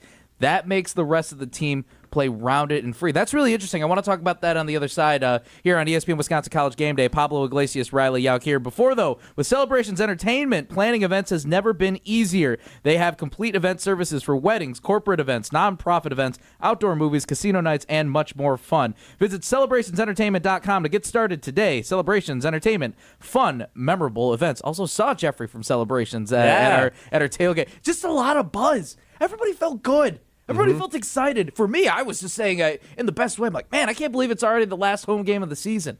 And we get a taste like this. We get some good momentum going in there. We'll talk a little bit about the youth, like I said, on the other side here. It is a good time. We need to see a little bit more. Don't get me wrong. We need to see exactly what Wisconsin's going to do from here on out and how they build off of this. I still think pounding the rock, I think we should keep that in the back of our mind, too. I don't think we should be ditching that mantra necessarily. Pablo Iglesias, Riley Jauch, live from the Everlight Solar Studio. This is ESPN Wisconsin College Game Day on ESPN Madison, the ESPN Milwaukee, across all of ESPN Wisconsin. We'll be right back. Post-game reaction continues next. This is ESPN Wisconsin College Game Day. It takes a team to meet just about any goal, and that's as true on the football field as it is in the office. So it's good to know that you have the Gordon Flesch Company on your side. For more than 60 years, GFC has provided cutting-edge office technology for companies of all sizes, and as the nation's largest Canon dealer, GFC delivers the latest office technology, service, and is supported by the most experienced professionals in the industry. That's business technology managed. Visit gflesh.com to learn more. My overall experience with Gruber Law Offices has been phenomenal. The treatment was excellent. They will be supportive of you. They will listen to you. It was a great experience knowing that I had people to help me. I know I could count on them to do what I needed to get done. Experience with Gruber was great. They gave me my life back. It was amazing. He gets results. We know how to win. If you've been injured, call Gruber Law Offices. One call, that's all. Gruber Law Offices had my best interests at heart. In the next 30 seconds, I'm going to tell you how to save money and save the planet. It's simple. Ditch your energy bill and make the switch over to Everlight Solar. While electricity prices keep rising, Everlight Solar will give you the chance to take ownership of your power while also reducing your carbon footprint. As a local company based out of Madison, they'll be there with you every step of the way as you make the switch to solar. To learn more about how you can save money and save the planet, go to everlightsolar.com. Attention, business owners and executives. Looking for a bank that's invested in your community as you are? Look no further than Starion Bank.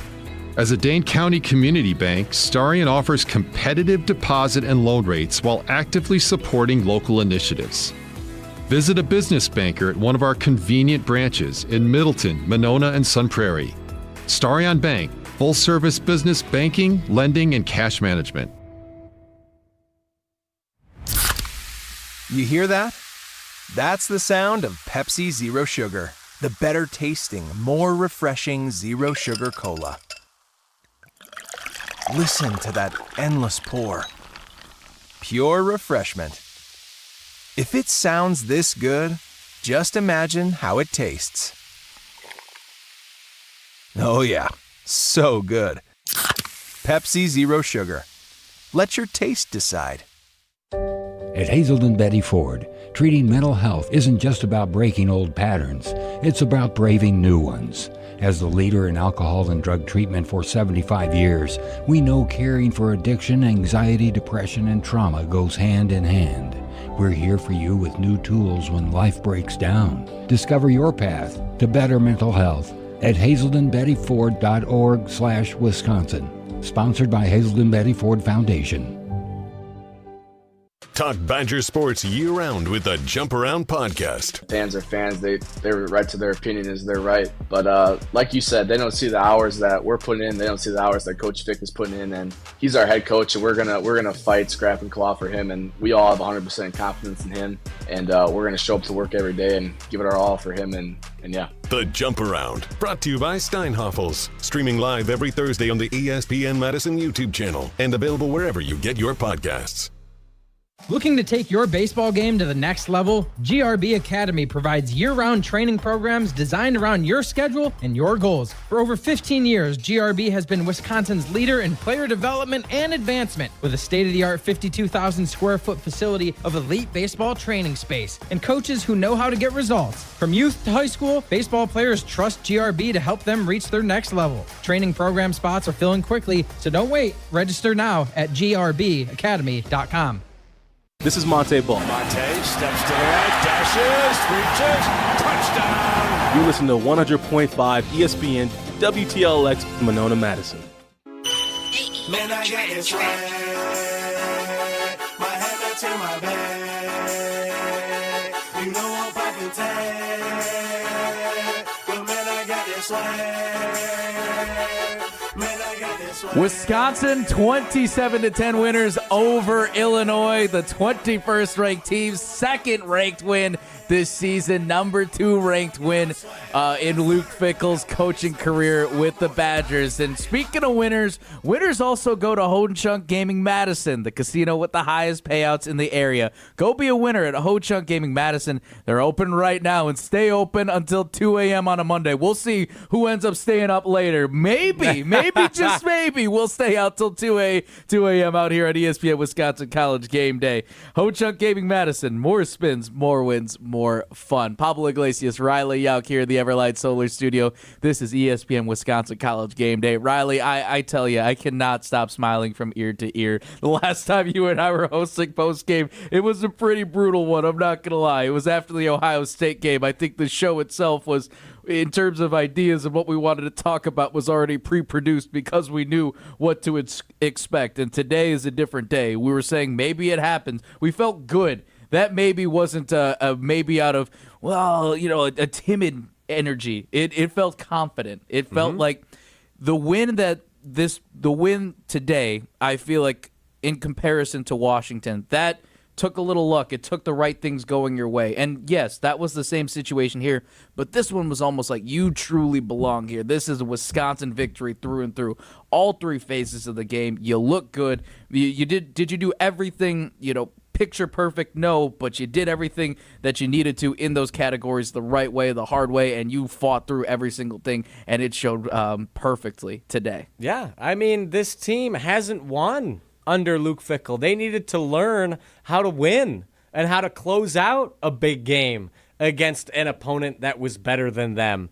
And now, I mean, the way they're playing, it's looking like, I don't know if Washington or Illinois are better than Wisconsin. Washington thumped Illinois. Now we just thumped Illinois, and we hung on against the Huskies. So this team needed to figure out and learn how to win under Luke Fickle. And I think that Washington game, that was a turning point where it's like, oh, we can do this. We can beat a ranked team. We can beat a Big Ten team, for crying out loud. And then they clearly came into the Indiana game with a ton of confidence.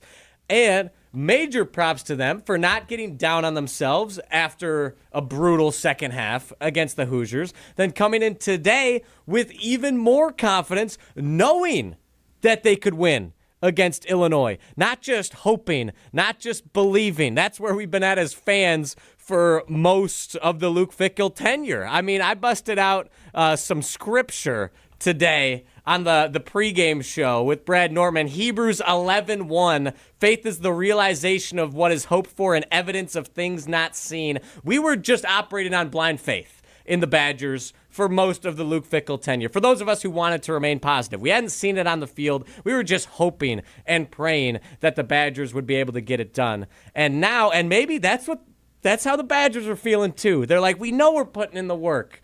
We know we're doing the right things. Man, like, God, can you just give us something? Like, can something go right? And then something does. And they get over the hump. They beat Washington, and now they're like, oh, we don't have to rely on blind faith anymore. We've seen it. Hey, we've done it. To build off of that, too, the St. Jerome quote, the mantra that's getting into different locker rooms in the NFL, good, better, best, never let it rest till the good gets better and your better gets best. That's what you got to do. You build it brick by brick, and it's great to see, again, how is this team going to keep building that foundation? How are they going to keep rising up to the ranks? Because you said it perfectly, that this team under Luke Fickle needs to learn how to win in the Luke Fickle way. This feels like, can Luke Fickle make this, as you said, violent? That is what Wisconsin football wants to be. That's what people should feel like when they come into Wisconsin. They feared and revered. If it's that defense, if it's the way that the offense runs, a 9.5-minute drive to start things out, that takes the gas out of you, and that gives your defense some much-needed rest to eat the clock. A big one for Wisconsin again, winning 27-10. We're jumping on to the Carbless Talking text line. Norman from Utah, man. Norman from Utah is jumping in right now. It's late over here, but it sounds like it's still decently early. You could get after it out there in Utah. What's up, Norman? Welcome to ESPN Wisconsin College Game Day. How we doing? Fantastic, Norman. Electric, I mean, man. how are We're you energized. doing? I mean, it's only 10. The night's so young out there in Salt Lake City or Provo or Logan, wherever you're at. Parts unknown. Yeah, it's been great. Got two things really want to talk about tonight. Just a phenomenal day. On top of it, I mean, with this, National Signing Day coming up, we've seen some recruits get flipped. I think that was just big tonight. To get such a big win with all those guys we had in the building tonight. Hopefully lock up some more commitments for this class. And then I talked about it a couple weeks ago after the Washington win, but it's another shout out to Riley Jauch and his optimism and his Army's optimism. I mean, I have on good faith that Riley Jauch put some U.S. currency on the Badgers over win total when he was in Yellowstone National Park this August. And we just need more fans like that to be optimistic, keep seeing the bright side until it comes through. And I just want to end on a speech for the haters, all the Fickle haters over the years. So here we go. The haters are the motivators. Badger fan, there's a thing about being a Badger fan that you're never short of a few freeloaders like yourselves to fill up your stadium with. So here's to you naysayers. Thank you. So all you phonies, all you two-faced fans, you sycophantic suck-ups who smile through your teeth at the Badgers, please leave us in peace. Please go. Stop smiling. It's not a joke. Please leave. The party's over. Get out. Thank you, Norman. Owen, clip that. Let's get that out on Twitter immediately. Bruce, Norman, Wayne, out in Utah. That was absolutely fantastic, and I can't take all the credit. I appreciate, again, your kind words about my optimism. Unfortunately, my bet on the over still won't cash because I bet over 5.5. And now that I'm covering this team, this was before I started covering the team journalistically. I don't think I can bet on the team anymore now that I cover them. So unfortunately, my only bets on the Badgers will have been losses. But that's okay. Moving forward, trying to be optimistic. Appreciate the kind words. But again, it's not all me. I would give more credit to the Army that you speak of. I think they are the real heroes out there, the real soldiers in this fight for the Wisconsin Badgers and the positivity moving forward in the Luke Fickle era. And you mentioned the recruits. I believe Amari Latimer was in the house. He was. Four-star running back. Yep. Where there were a lot of rumblings that he's going to flip to Ohio State. Man, I saw pictures during the break of all the recruits shirtless again right next to the student section. Like, oh my gosh, that's fantastic. How can you see this? How can you see what Luke Fickle is building? Especially, the texters have talked about it. We've talked about it. Built up by the youth. The young guys providing the spark for this team. How can you see that as a recruit and not be amped about coming to the University of Wisconsin? That's not even bringing into the fold the amazing city that Madison is, the amazing campus, all the amazing opportunities academically and socially you're provided with here. Just from a purely football standpoint, I don't understand how anyone could see that and want to flip and not want to come to the University of Wisconsin-Madison. I hope all of them lock in their commitments this week, especially Amari Latimer at running back. Would be pretty sweet. Would be nice. Ben Novak's going to flip back to Wisconsin, too. Come on. Same with Jaden Pettit, too, from Oklahoma. He's coming back. They're all coming back. and we'll take them because we're forgiving. Norman. Anything else, Norman? That's all I got. That's all I got. Hey. Thank you guys again. Guys, have a great night. Keep it up. Appreciate Splendid it, Norman. as always, Norman. You're the best. Take care. You too. Appreciate you calling in, Norman. You can call in on the Carbless Talk and text line. We will be staying up late. Don't you worry. 844-770-3776. The Carbless Talk and text line. List is more. Man, oh man. Norman said it. There ain't no more room on the bandwagon. You might be able to get in. You might be able to get a ticket, maybe a standing room only, maybe on standby, but you better hurry up because it's going to be leaving soon if this Badger team keeps rolling along like this for the future. It's feeling pretty good. The train has left the station. Oh, it's left. It's It's full, gone. It's full steam ahead. I don't think it's making any more stops. You're going to have to jump on while it's rolling. While it's rolling. Oh, while it is rolling. We got to figure this out too. I got to figure out on the jump around. I think we were pretty confident when we did the schedule game. I want to go back and find the clip because I was very, very confident from the beginning that this Illinois upset was going to happen. And I just maybe have a little bit of my moment. It might be a little bit of an I told you so, but it is what it is. We're going to have to check the tape. We'll have to check the tape. On the other side, we will be talking about the Chalmers Jewelers drive of the game. I think I might have something in mind. We finally have multiple touchdown drives, too, to choose from. First time. So rare. First time since Alabama. And for that drive of the game, we just did my drive down to Tuscaloosa. So thank you for putting in those miles. Thank you. Of course, Thank you for your anytime. service. It was truly a difficult, honorable task, driving down to enjoy a game in one of the better venues in college football. But also, you bring up that Alabama game. I mentioned this in the opening segment, that Wisconsin beat the hell out of Illinois. And Alabama does something fun that I appreciate. I really respect the football tradition down in T-Town.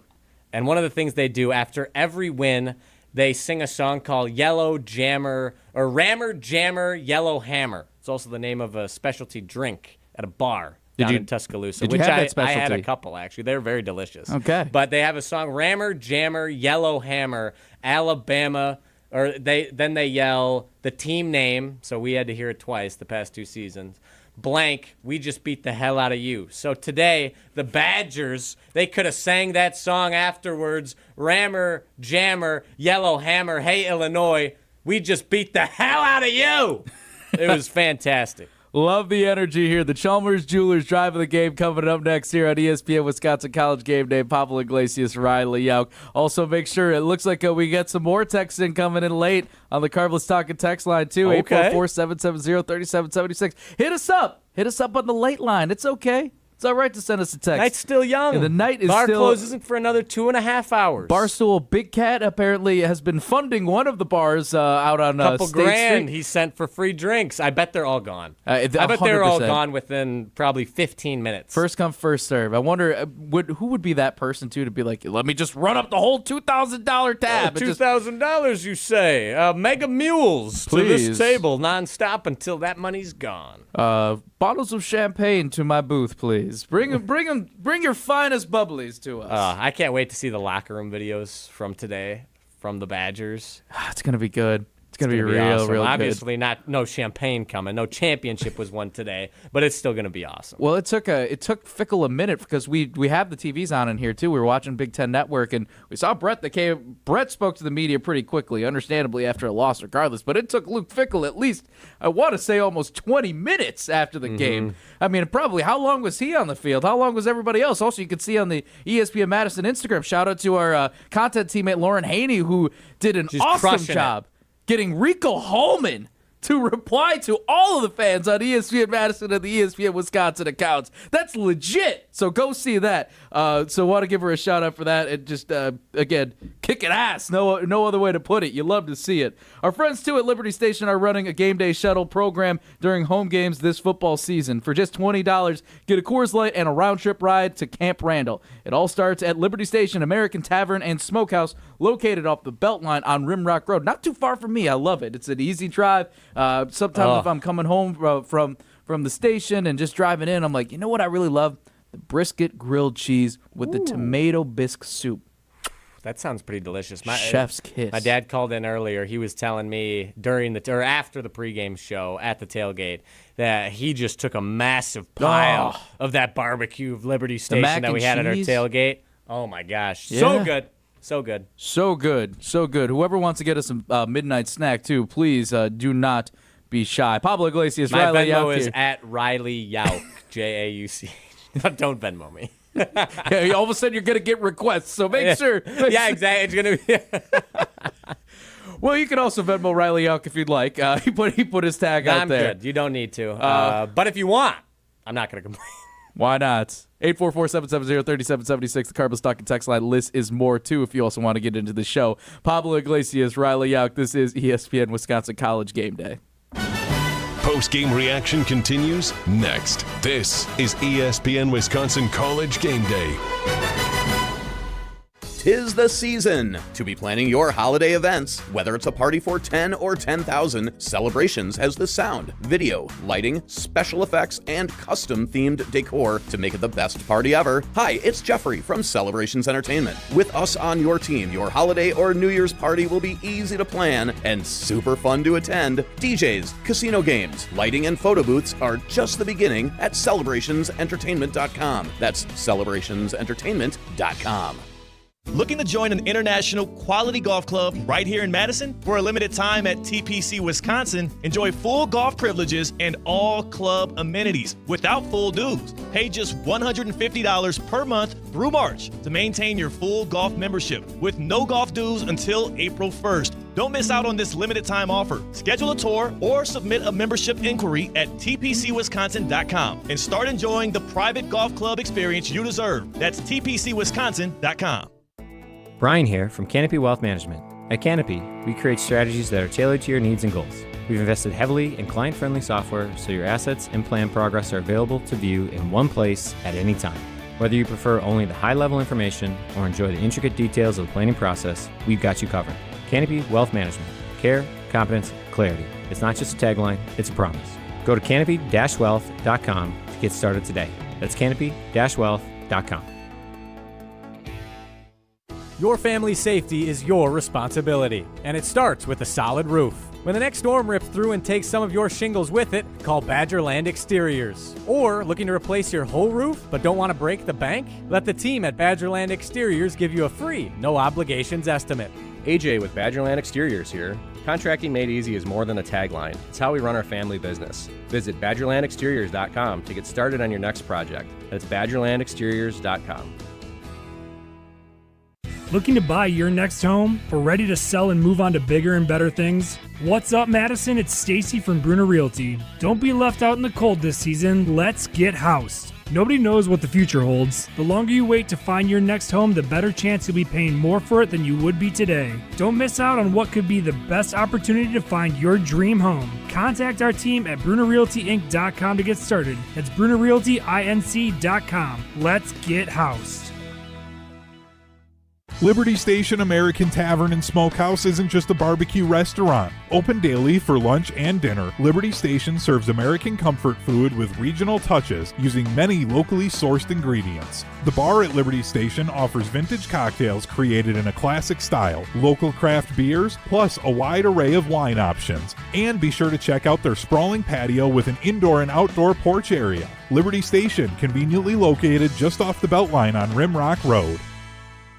The host might be irrelevant, but the conversations aren't. Jordan Love was not the MVP candidate he was through the first 2 weeks yesterday. Mr. Irrelevant with Alex Strofe. I think he's a good quarterback. I think he has the potential to be a top 5 quarterback. But when you make decisions like he did yesterday on that interception throw, that's what prevents you from going from good to great. Live on the ESPN Madison YouTube channel every Monday, Wednesday, and Friday. Also available on the ESPN Wisconsin app and wherever you get your podcasts. Buying a new vehicle should be exciting, and that's what Simden Chevy in Mount Horeb aims to do. That's why they vow to give you the better buying experience. Jim Rutledge here. I've had 3 better buying experiences at Simden Chevy in Mount Horeb, and I keep on going back because the experience and the Chevy is fantastic. So if you're looking for a buying experience you're going to want to repeat anytime you need a new or new-to-you vehicle, I recommend you make the short drive out to Simden Chevy in Mount Horeb, because you're only minutes away from a better buying experience at Simden Chevy in Mount Horeb. We're on Badgers volleyball. Near the net, Carter Booth two-hand slam in the middle. Because we're on Wisconsin Sports. 21 kills for Collier. Your home for UW Volleyball. 100.5 ESPN.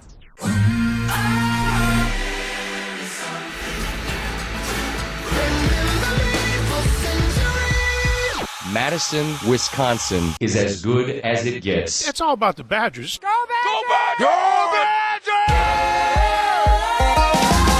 Games like this is what really separates college football from everything else. Open up the history books. Here comes Rondell. That was J.J. Watt, and what a story this young man is. Gordon again! What a performance by Melvin Gordon! The pass looks get tough for the Badgers. Randall lets it roar. An unrivaled fan base. The best college sports town in the world. This is ESPN Wisconsin College Game Day.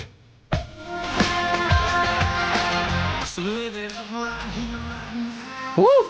27-10. The late night party continues here at the Everlight Solar Studio. Pablo Iglesias, a karaoke singing Riley out right now because the vibes are absolutely immaculate Lights right ain't now. going out anytime soon. That's right. Pablo Iglesias, Riley out here live from the Everlight Solar Studio. This is ESPN Wisconsin College Game Day After Dark. You love to see it. The postgame show, Wisconsin. Taking it to them. Take that for hashtag Karma Brett. Taking down number 21 Illinois the final score 27-10. Almost said 20-10. Almost shaved off a touchdown. They earned that extra touchdown. And we will get to a little bit later the Chalmers drive of the game. We'll talk about, Riley and I what we thought the big drives were of this game. But sounds like the Carbless Talking text line is buzzing. So we got to welcome in all the way from the Rocket Land, Nick from Nina joining us on the Carbless Talking text line. Nick, what's poppin', man? Hey, guys. Hey, What's Nick. up? Nick, before you get started, how excited and then pissed were you when Matt Young, former Nina Rocket, had an interception and then it was taken away from him by this bogus refereeing crew? You know what? I thought the officiating on that was a little suspect.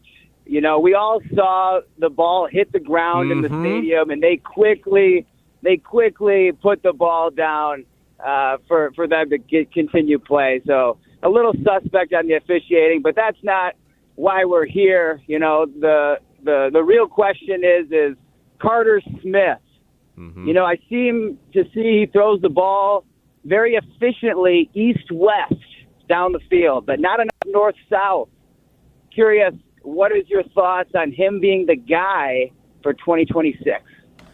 I'm still straightforward. I'm still with it. I think you need to develop him, but this is going to be a big spring for him. I liked what I saw in fall camp. By no means did I expect us to be in this situation by any means. I did not think that we would be reaching our fourth string quarterback and then bringing in Hunter Simmons a little bit to take some snaps today, too. To be in this position, no, I did not expect us to be there. But I do think that you have to at least consider rolling with him. I'm still on the train that he could be the guy. He could be the guy that you build around because, again, it's the developmental situation here. And I'm not saying that this is you, Nick. I'm saying more from a bigger picture where people are saying that, hey, he doesn't look that great or he's not flashy on the stats. His passing numbers aren't that great. He's more of a running quarterback.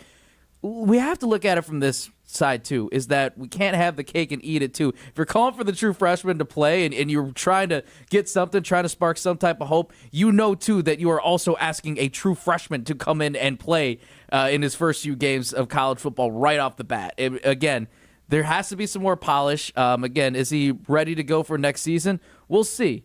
But to answer your question, I'm still with it. I think that you have to at least give him a chance. Make sure that you really focus this upcoming spring, too, because, well, heck, you still have one more week to really prove himself and see exactly what he could be. This might be an audition for next season. I think that's very fair to say that this is an audition for next season on whether or not that they truly want to move forward with Carter Smith being the guy that can lead this room, maybe add some competition, but ultimately, yeah, this is your guy. This is the future. This is the guy that you recruited. This is the guy that Michigan wanted. This is the guy that you flipped and is like, all right, he believes in Wisconsin's mission.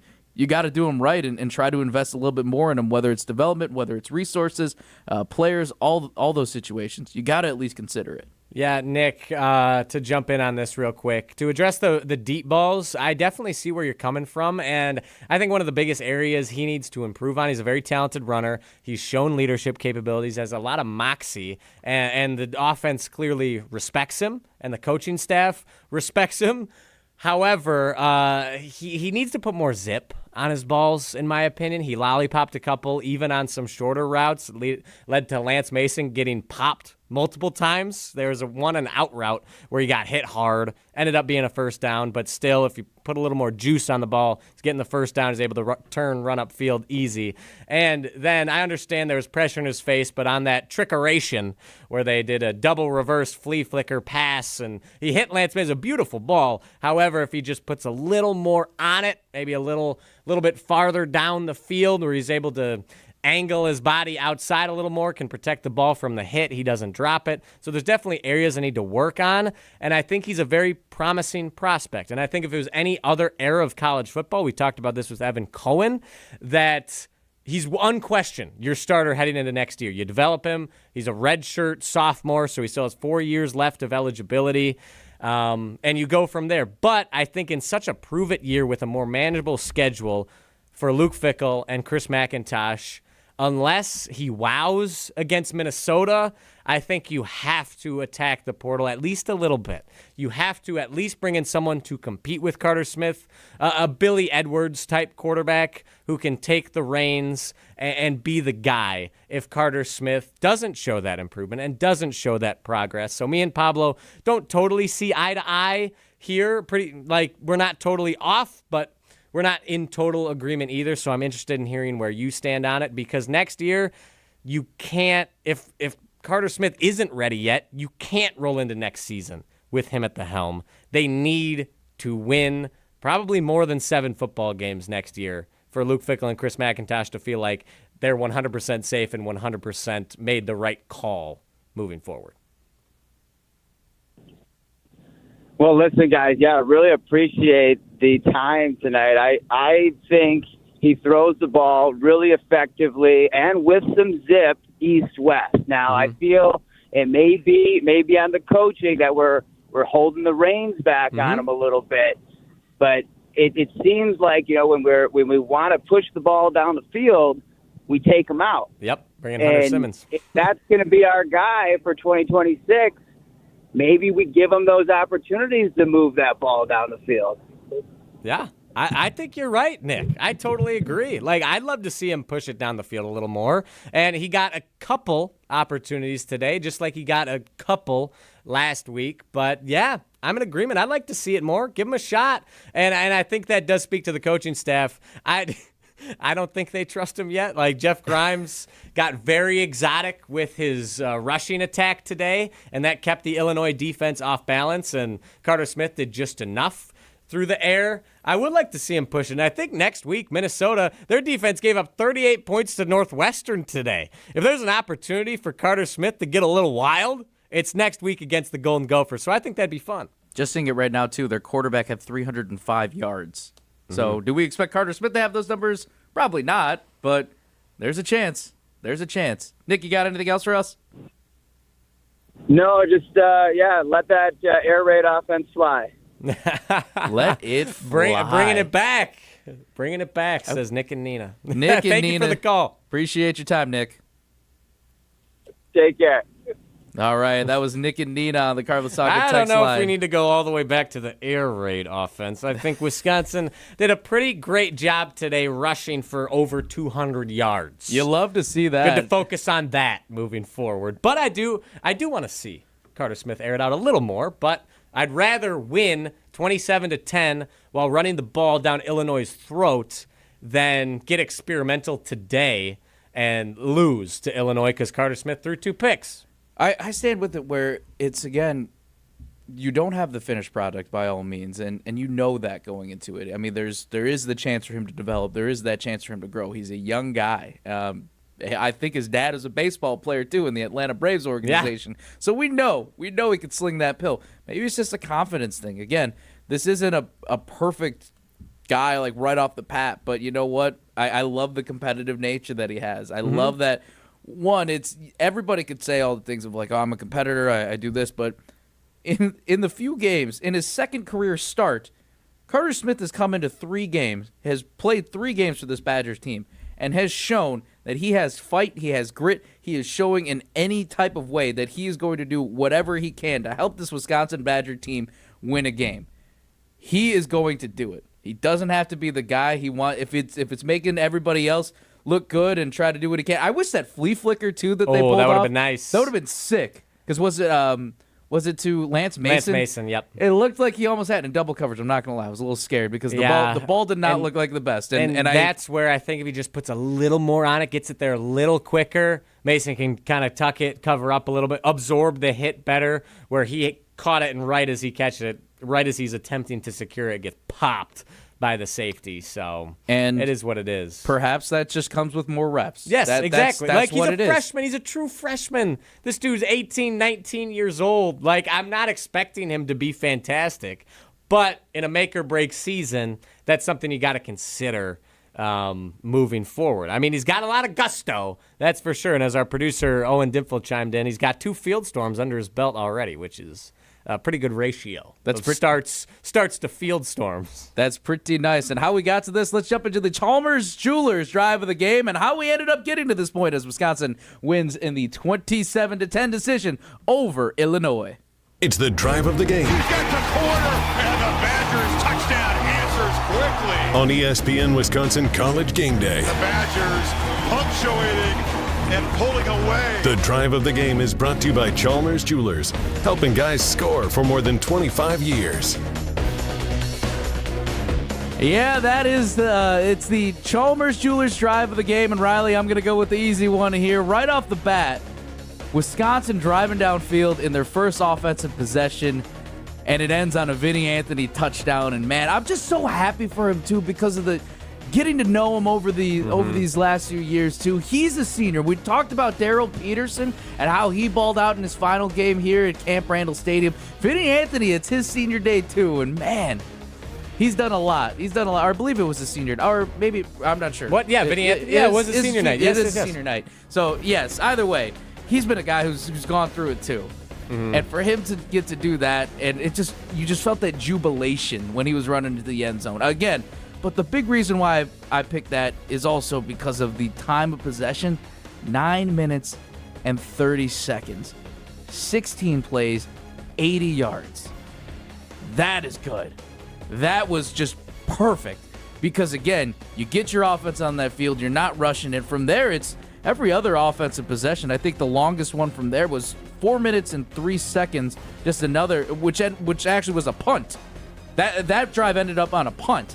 So 9 minutes and 30 seconds to eat up that much clock in a game that's crucial, where you got to get it into the win column. That's my drive of the game. The first one that puts Wisconsin on the board, that's legit. Yeah, that set the tone. That was Wisconsin football to a T. Smash mouth football, run it down your throat. We're going to manhandle you, and that's what the Badgers did the entire game. My Chalmers Jewelers drive of the game, I'm going to go with the exact opposite. You have a 9.5-minute drive. I'm going to go with the 10-second drive.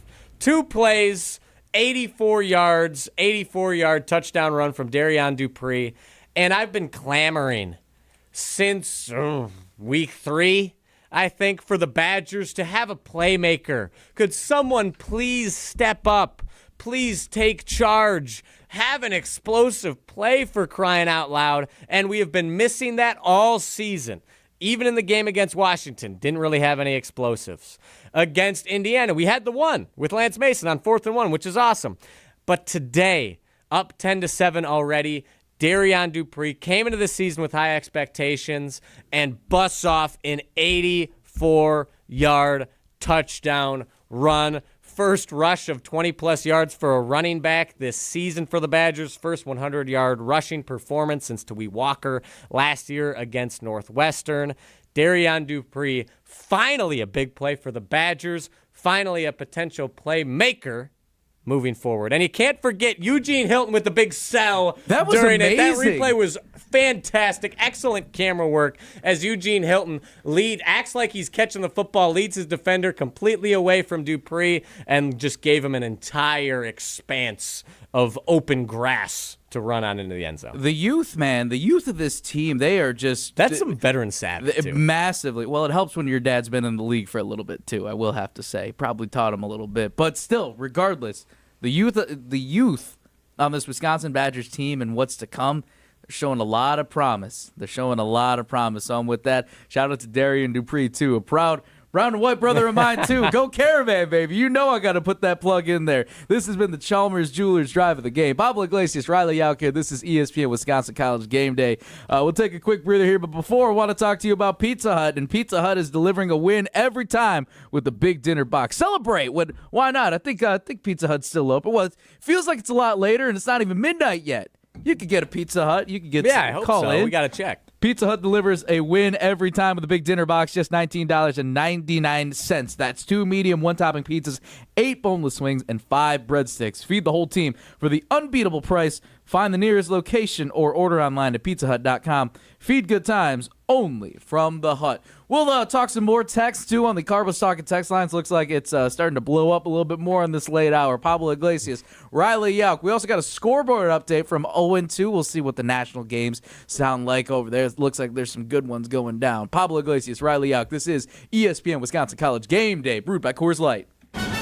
Post-game reaction continues next. This is ESPN Wisconsin College Game Day.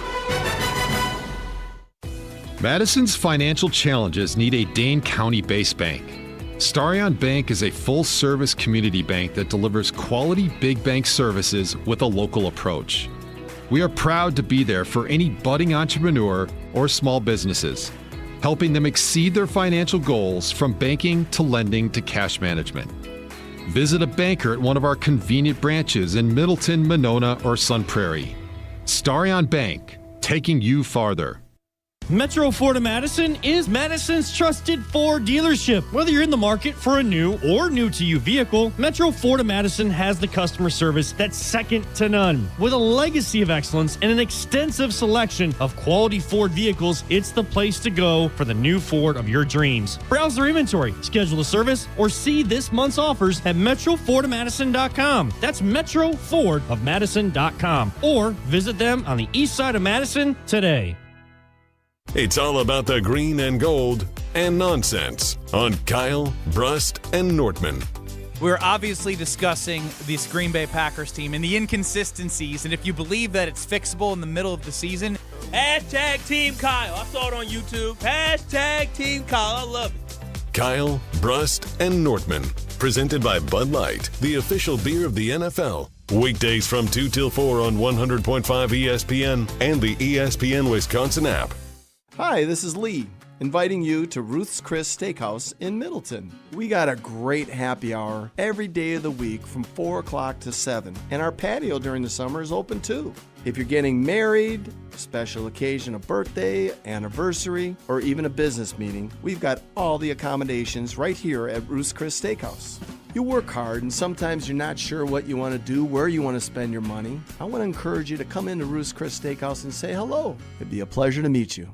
Want to move better, play faster, and compete at a higher level? Train where Wisconsin's top athletes go. Total Athlete Performance. From middle school phenoms to the pros, TAP is Madison's #1 destination for speed, power, and athleticism. Their proven systems, expert coaches, and cutting-edge equipment help you dominate your sport. Can't make it in? Train anywhere with the TAP mobile app. Spots are filling fast, so don't wait. Visit tapwisconsin.com to schedule your free athletic assessment today.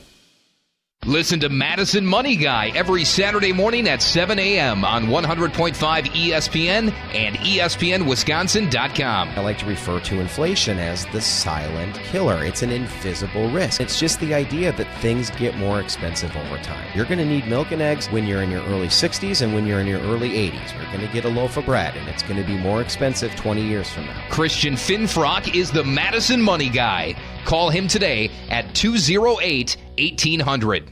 Want to join the fastest growing home solar company in the nation and work in the fastest growing industry in the world? Everlight Solar has open positions in the Madison area and in their newly opened Milwaukee location. As Wisconsin's largest home solar company, Everlight Solar offers great opportunities to gain new skills and advance your career. Don't miss the chance to join the Everlight Solar team. Visit everlightsolar.com to apply today. Save money, save the planet, and start with Everlight Solar.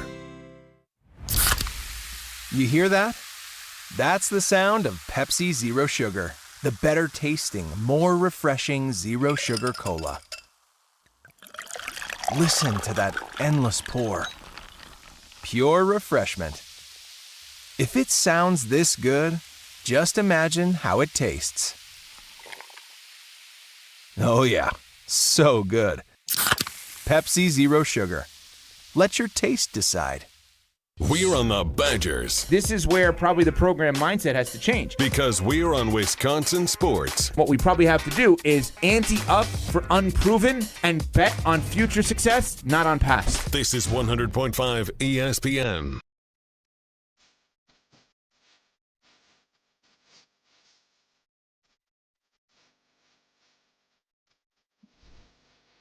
Metro Ford of Madison is Madison's trusted Ford dealer. Whether you need to purchase, finance, or service a new or pre-owned Ford, Metro Ford is your place to go. Visit Metro Ford of Madison on the east side today or go to their website, metrofordofmadison.com, to see this month's special and browse their inventory. Pablo Iglesias, Riley Jauch here live from the Everlight Solar Studio in downtown Madison. This is ESPN Wisconsin College Game Day, and Riley, it's time for us to take a step aside and toss it to our producer, the man behind the glass, Owen Dimple, with your scoreboard update. Bang, What's bang. up, Owen? From L.A. to Piscataway, this is your college football scoreboard update, driven by Metro Ford of Madison. Great day, especially with the Badgers win. It's always good when you can have one of them. Truly, we haven't had many of them, so sir. you got to relish in it. But a big day around the Big Ten as we go around. Ohio State, big victory over Rutgers, 42-9. Oregon and USC, a great game. A lot of college football playoff implication on the line. 42-27. Oregon gets the win over USC. It's going to be hard for the Trojans to find a way in. And we go to Michigan and Maryland, a 45-20 victory for the victors, Michigan Wolverines. Hell. Northwestern beats Minnesota 38-35. Iowa over Michigan State 20-17. And how about Penn State 37-10 over the Nebraska Cornhuskers? Who had that on their bingo card today? Oof, I did not. I did pick Penn State in the pregame show. I might have come back to beat Brad Norman in our picks. We'll see. Did you where are you at in the standings with that, too? Let's let Owen finish his scoreboard update. Then I'll update. And also, we do have a game going on right now. What? Little former Pac-12 After Dark action. Ooh. Washington and UCLA. Currently a 27-0 lead for the Huskies. They're trying to bounce back after they lost at Camp Randall just a couple weeks ago. So yeah, Metro Ford 27-0. of Madison, Madison's trusted Ford dealership. Learn more at metrofordofmadison.com. Good use of the bye week for Washington, for sure. San Diego State and San Jose State going at it, too, 18-3. Oh, okay. Okay. There's a lot. There are a few games going on right now, too. A little Mountain West action. I got to see BYU Cincinnati. Do we know? Do we have a final BYU for Cincy? BYU Cincinnati? This has major, major implications for who is wearing a Paul Bunyan costume next week on the pregame show. Owen, hit me. BYU 26, Cincinnati 14. Oh, no. Oh, no, I think I picked the Bearcats, which would mean I have 2 points for Wisconsin. Brad has none. I'm up 2-0. I need to make up. I was down 3. Then we both picked Georgia Tech. Neither of us were right. So Georgia Tech, so we're still at 2-0. Then he picked BYU. I picked Cincinnati. 2-1. He's still up 2 points on me. And then I picked Penn State. He picked Nebraska. So it looks like I'm probably wearing Just a Paul watching Bunyan you costume next week. Just watching you in real time play out this, what feels like is probably going to be some disarray. Just that moment. I'm not going to lie, it was kind of fun. That's devastating. I thought I had done enough. This is highly unfortunate. But at least it's not me having Mertzy threw out the potential punishment of having to wear Minnesota gear, taking a picture in it, and then pinning it to the top of my Twitter profile for a year, a whole season until next year. And I was like, hell no, we cannot do that. I refuse to do that. I don't want to put on any Minnesota gear ever, let alone get a picture taken in it, let alone have that on my profile, my public profile, for a year. 365 days, no shot. I can wear a Paul Bunyan costume for a show. That'll be fun. Luckily, next year, or hopefully it wouldn't have been. It doesn't matter anyway. If it was a leap year, that'd be 366, so you get one extra day to have to do it. You'd probably look all right in a Paul Bunyan costume, Yeah, though. I think I can pull that off. I need the replica axe. That would be sick. See, that would be sick. That would be sick. Speaking of threads, I think we might have given some Wisconsin some good juju. I'm wearing a Rose Bowl sweatshirt. You got the Ron Dane sweatshirt. Yeah, we got the Ron Dane, Daryl Bevel jersey, crew neck today. The goats. Just got this new hat. That's a sweet too. hat. Thank you. I picked it up today. I was like, I need a new hat, a nice new hat, and it worked. It worked. We brought the swag to the Badgers today. But Owen Dimple wants to talk about his get up. Owen, what did you just say? I know you said this more. You wanted to talk to us about this. Let the people at home know what your outfit looked like today. I'm just wearing an all-black hoodie.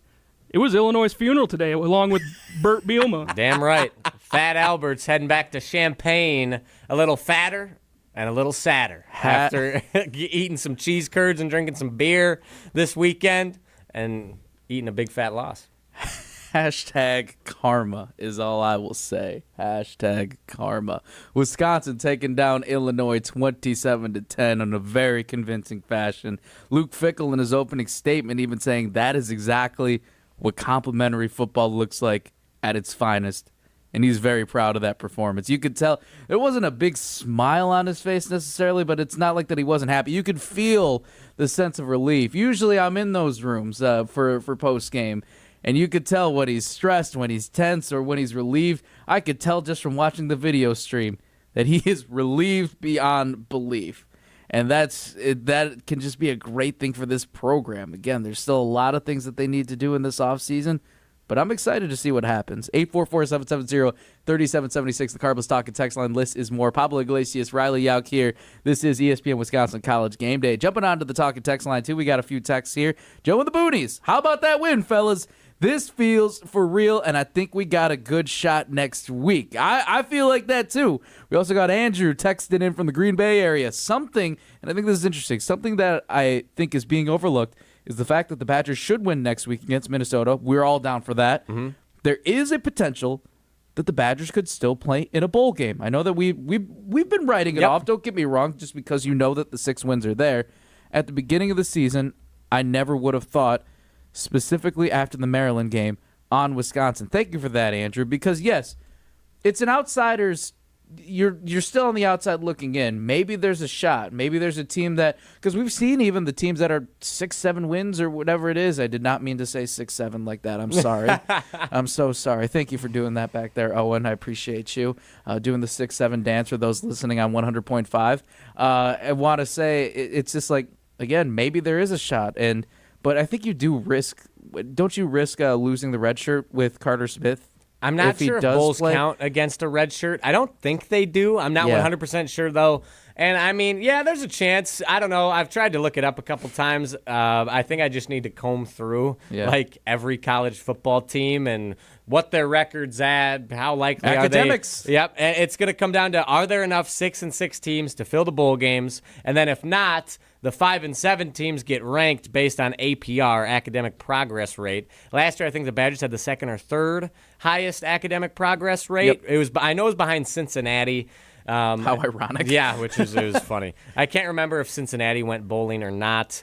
But, yeah, like some things are going to have to bounce the Badgers' way if they want to go bowling. I will say, if that happens, and the Badgers luck into a bowl despite a 5-7 year, that would be awesome. Because think of how much more practice you get for all those young guys. The Carter Smiths, Atuka may be able to get healthy and have some more practices. Mason Posa, if he's all right after tonight, he gets to practice. Cooper Catalano, Eugene Hilton Jr. That was where, a few years ago in the ReliaQuest Bowl, where we really first saw the emergence of a Trech Kahuna. Just about to say. Yeah. It was perfect. Yeah. So I think that would be really, I'm not banking on it, but it would be a really nice bonus and a huge cherry on top to this year if they were able to get awarded a bowl game. It's a nice what-if scenario. Again, you still need to focus on next week. Don't get me wrong. Mm-hmm. But, again, there's a lot of good throttle. There's a lot of good confidence going into this one, especially after that loss that Minnesota had against Northwestern, and whoever their quarterback is for the Wildcats going 300 yards. It looks like he's a dual threat there. Why not? It's funny,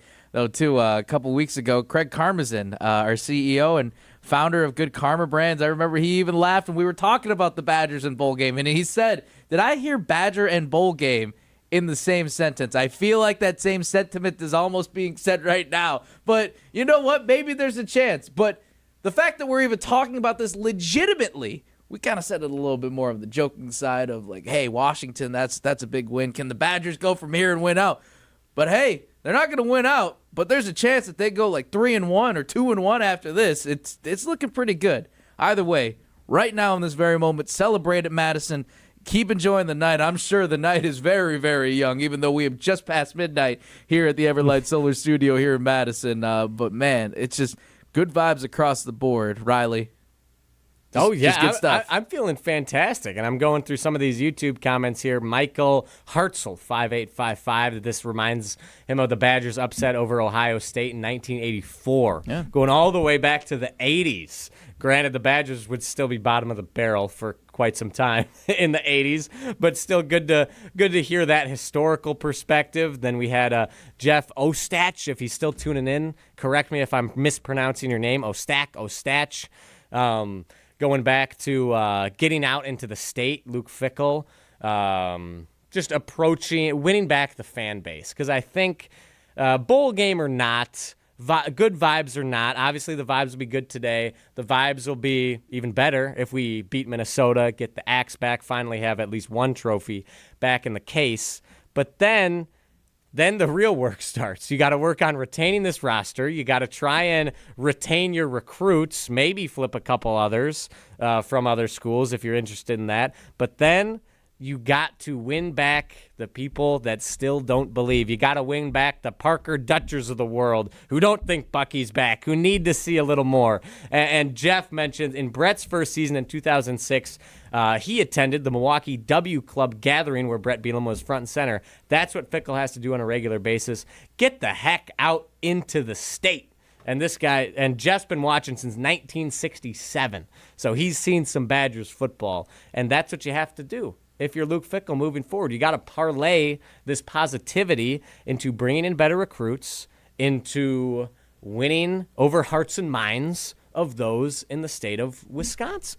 And they're doing it on the field now. Now you got to go do it. Hopefully, well, you got to finish the season first. But then you got to go do it off the field. One step at a time, the Badgers need to do it, but it looks like that things are moving into slowly but surely moving into the right direction for these guys. And again, it's just Evil Badger 72. Good riddance to the vest. Hoodie That's Fickle's right. different, baby. 2-0 in the military appreciation vest. He lost to Indiana in the regular Wisconsin football black vest. But they put a good fight up. They put up a good fight. They put up a good fight. They put up a good fight in the first half. The vest is dead. The vest is gone. We killed it. And now Hoodie Fickle is here. Hoodie Fickle, it looks like, is here to stay. And he's dangerous. I want to put a call out.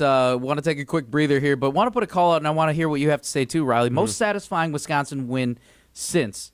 For those of you that are the late night birds and following us here, yeah, we still got over 50 now. Viewers on ESPN Madison. Yeah, we got about 20 in ESPN Milwaukee. Still great. We still got some Badgers diehards out here. We appreciate it. Thank you. Let us know the most satisfying Wisconsin win since blank. We're going to go into history. We're going to figure this out. Riley, I can already tell you're cooking up a few. I'm going to give you some more time to think about that. And I also want to talk to you about Starion Bank. Experience a banking relationship where your goals are their priority. As a community with commitment to Dane County, Starion Bank redefines local banking in the Madison area. Visit one of their convenient branches in Middleton, Sun Prairie, or Monona today. Well, maybe not at this very moment today. They might be closed at this hour, unless they, who knows, maybe after hours. Or online at starionbank.com. Pablo Iglesias, Riley Jauch, live from the Everlight Solar Studio. This is ESPN Wisconsin College Game Day. Tell us on the other side what this is the most satisfying Wisconsin win since blank. More on the other side on ESPN Wisconsin College Game Day, brewed by Coors Light. Post-game reaction continues next. This is ESPN Wisconsin College Game Day. Coors Light presents To Chill or Not to Chill. When your friend skips your favorite song on the playlist. End the friendship. Or choose chill because that song lives rent-free in your head anyway. And you planned ahead by bringing Coors Light to the party. And the sound of that ice-cold can cracking open was music to your ears already. Coors Light. Choose chill. Celebrate responsibly. 2024 Coors Brewing Company, Golden, Colorado. Want to pay off this year's rent-a-mortgage? Feel like a real estate mogul at Ho-Chunk Gaming Madison during November's Live for Free promotion. Starting at 4 p.m. on Saturday, November 29th, 24 winners will each spin the wheel for a cash prize of up to $5,000. Then at 8 p.m., one grand prize winner will pocket $25,000 in cash to use toward their rent-a-mortgage. This could be your chance, but you have to be here. Live it up this November and go to Ho-Chunk Gaming Madison. When it's game day in Madison, you know what that means. Pizza Hut time. Unlimited large one-topping pizzas, just $7.99 each. Or your team at home can load them up with 3 toppings for $9.99. Perfect for kickoffs, watch parties, or that fourth quarter comeback from your living room. Fuel your crew, fill the table, and keep the good times rolling all game long with Pizza Hut. Order now for delivery or carryout at pizzahut.com or on the app. Pizza Hut. Feed good times. Staying on Wisconsin sports never stops with the Jump Around podcast. If you do decide to go with Carter Smith, as you mentioned too, this is the guy that they flipped from Michigan. Is he a finished product? Is he a polished product? Not exactly, but also it's like, this kid looks like he can sling the pill already as a true freshman. I know that he came in with a lot of high praise, but why not give fans some excitement right now? Why not do this? Why not just do it now? The Jump Around podcast with Jim Rutledge and Pablo Iglesias. Streaming live every Thursday at 12:30 on the ESPN Madison YouTube channel.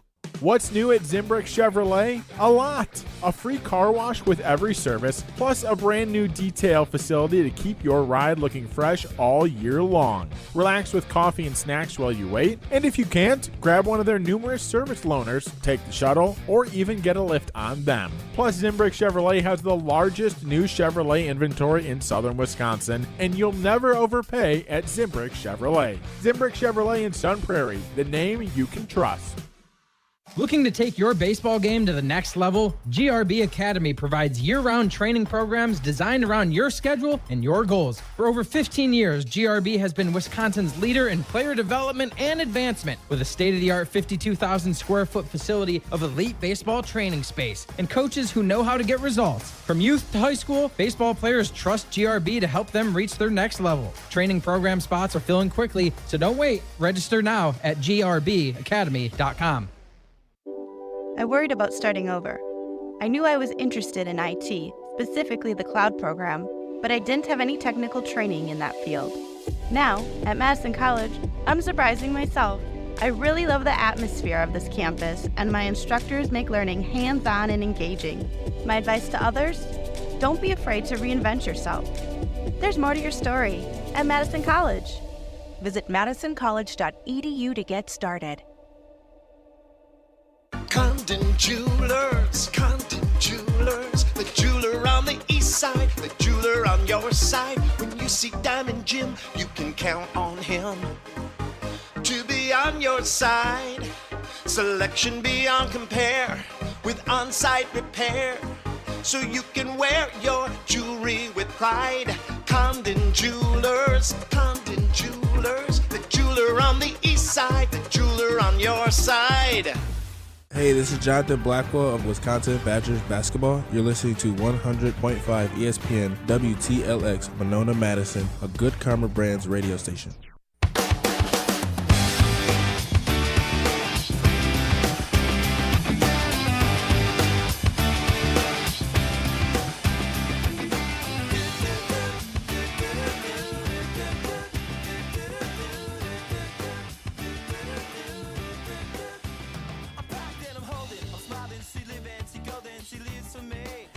On Wisconsin, 27-10 over Illinois. Brett Bielema's return to Camp Randall. Last time he was here, I was in the stands for that one. It was not a pretty situation. I will use the word that Adam Mertz used, tailspin from there. I didn't think that everything that was going to happen in that moment the day after, what a roller coaster we have been on ever since then. And for me, just being in the stands, and like I said earlier in the show too, I know fans only play a certain part of helping you win the game. Don't get me wrong, the players still got to make the plays at the end of the day, even in the game. Riley, you said it last year too.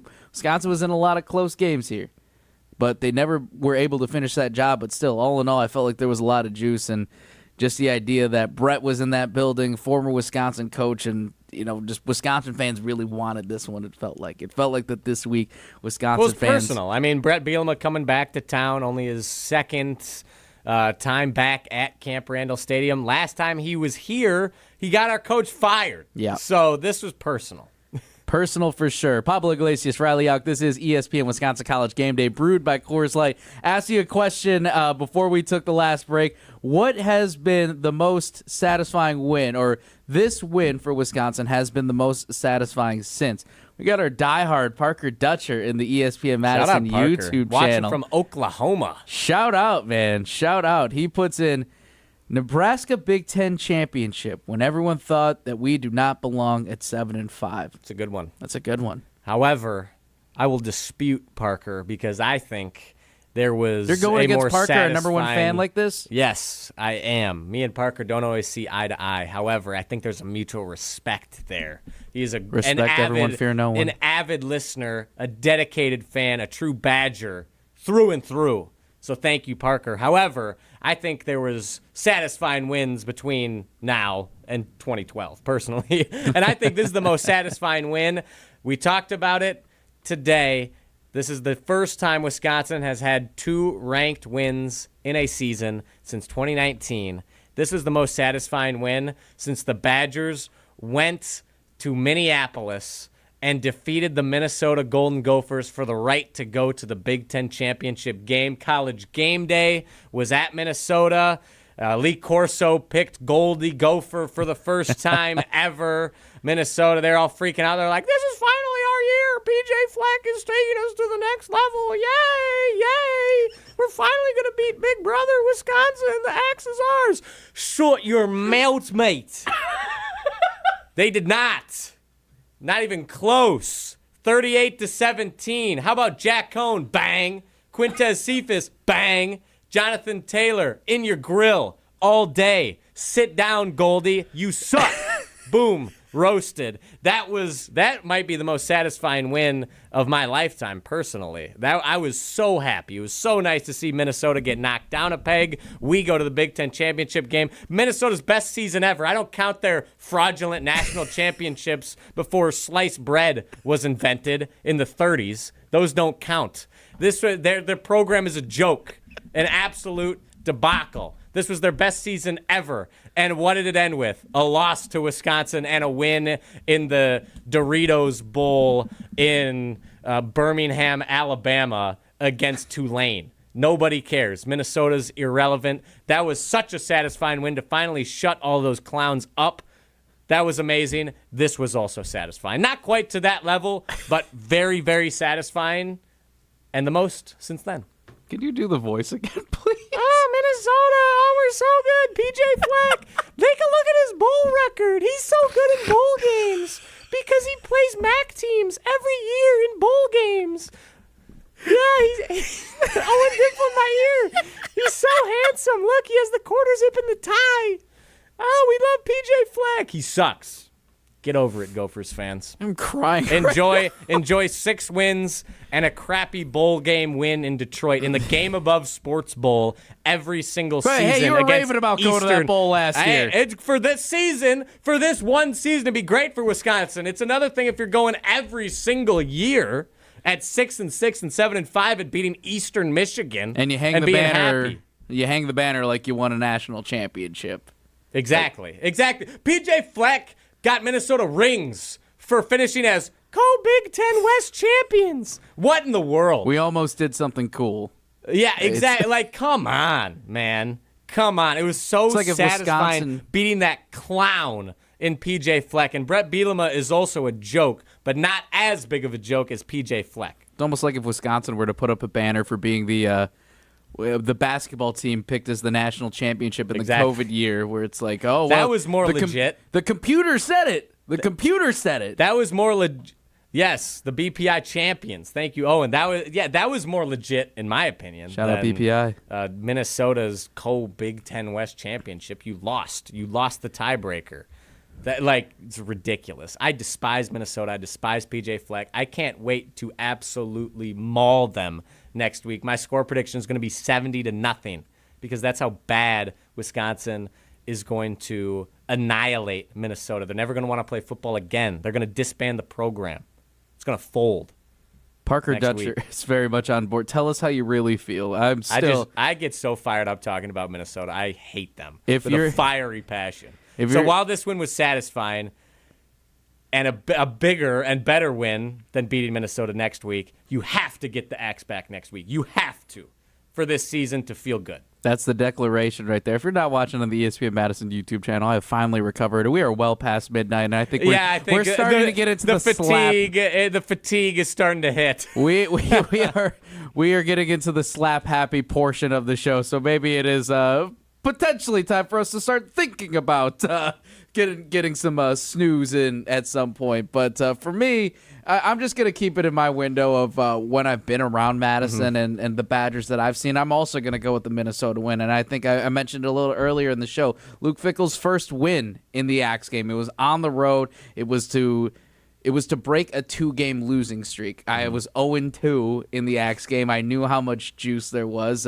May or may not had some personal ties to Minnesota that I was holding on to for a grudge. And I'm like, you know what? I want to beat Minnesota for these specific reasons. It's a little petty, but you know what? Sometimes that's what it takes. And to go 0-2 against Minnesota for those first 2 years sucked.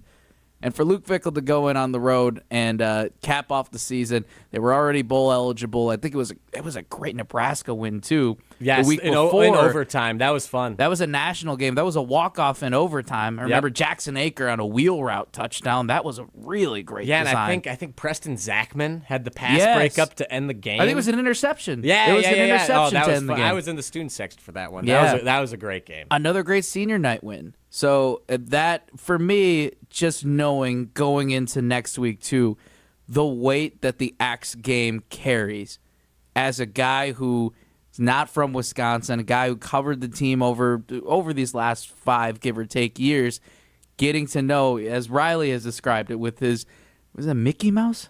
What, I didn't even know. I just started doing it. Mickey Mouse, PJ Fleck. I'm PJ Fleck. I'm going to crowd surf in my locker room after I beat a Division II school. I don't even know. I don't know any Division II schools. Like, it's a joke. Can you talk like that for the rest of the show? No, Do you think you have it in you?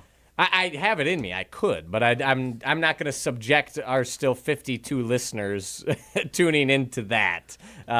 We've hit that point in the evening. I just appreciate that they're still listening. They've handled this voice. Well, it looks like Parker's gone to sleep according to the Parker's YouTube going. channel. It's probably time for us to wrap it up here soon. So thank you, Parker. Thank you for all. There's still 50 of you out there listening, so really appreciate it. We appreciate you. We hope you're celebrating safely too, but celebrating this great night in Wisconsin.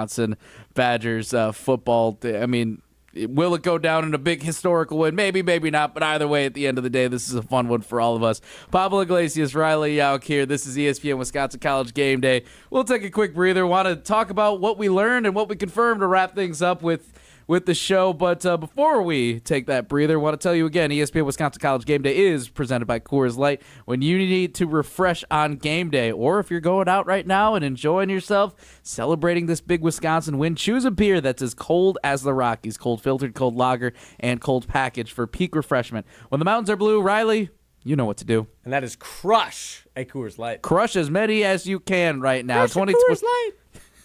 2025 Coors Brewing Company. Golden, Colorado. Goodness, we have reached that time of the night. We are talking about what we learned and what we learned and what we confirmed. Hopefully, we can regroup and regather. This is ESPN Wisconsin College Game Day, brewed by Coors Light. Post-game reaction continues next. This is ESPN Wisconsin College Game Day.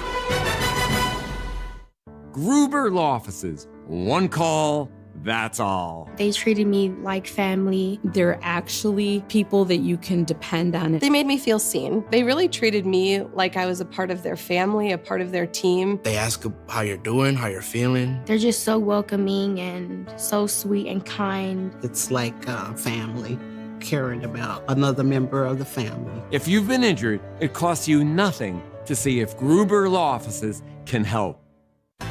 It takes a team to meet just about any goal, and that's as true on the football field as it is in the office. So it's good to know that you have the Gordon Flesh Company on your side. For more than 60 years, GFC has provided cutting-edge office technology for companies of all sizes, and as the nation's largest Canon dealer, GFC delivers the latest office technology, serviced, and is supported by the most experienced professionals in the industry. That's business technology managed. Visit gflesh.com to learn more.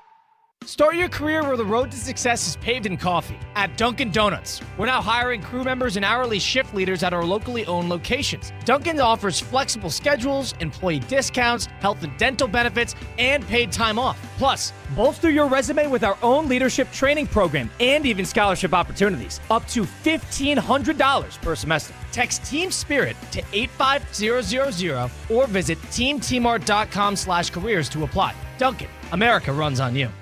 Metro Ford of Madison is Madison's trusted Ford dealership. Whether you're in the market for a new or new-to-you vehicle, Metro Ford of Madison has the customer service that's second to none. With a legacy of excellence and an extensive selection of quality Ford vehicles, it's the place to go for the new Ford of your dreams. Browse their inventory, schedule a service, or see this month's offers at MetroFordofMadison.com. That's MetroFordofMadison.com. Or visit them on the east side of Madison today. Electric bills are out of control, but with federal incentives, you can go solar with zero upfront cost and start saving hundreds a month. Badgerland Exteriors and Solar is a local and family-owned company, and they make the switch to solar simple. No pressure, no hassle, just honest. AJ with Badgerland Exteriors here. Contracting made easy is more than a tagline. It's how we run our family business. Visit BadgerlandExteriors.com to get started on your next project. That's BadgerlandExteriors.com. We love the Packers. We bleed green and gold. And every time our team takes the field, well, it's pure football bliss. If only there was a way to experience that blissful winning feeling every day. At Associated Bank, we've got you with 10% off Lambeau concessions and 15% off Pro Shop merch. All when you get Packers checking from Associated Bank. It's how Packers fans keep winning on game day and every day. Associated Bank, Bank of the Packers. Learn more at associatedbank.com/Packers. Member FDIC.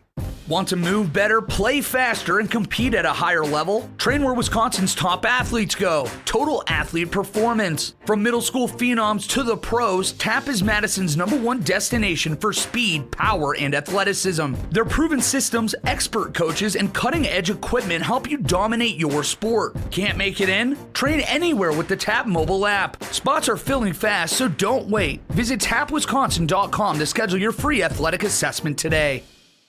Listen to Madison Money Guy every Saturday morning at 7 a.m. on 100.5 ESPN and ESPNWisconsin.com. I like to refer to inflation as the silent killer. It's an invisible risk. It's just the idea that things get more expensive over time. You're going to need milk and eggs when you're in your early 60s and when you're in your early 80s. You're going to get a loaf of bread, and it's going to be more expensive 20 years from now. Christian Finfrock is the Madison Money Guy.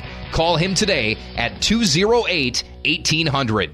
On the air, on demand, on social, on Wisconsin Sports. Serving Wisconsin sports fans. This is 100.5 ESPN.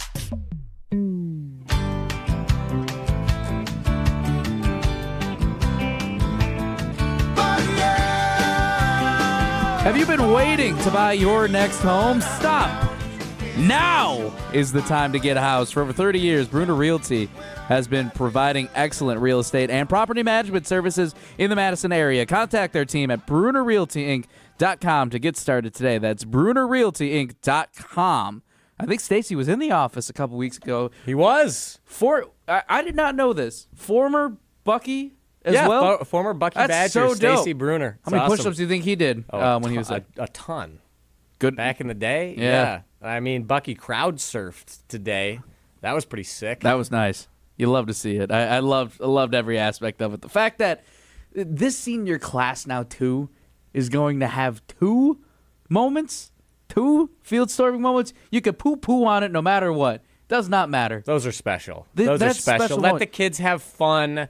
This is for all the students, the players, and those in the stands. Like, this is special. Like, this is college. You live for those moments. I haven't seen as many people be critical about it this week. Like, this is just fun.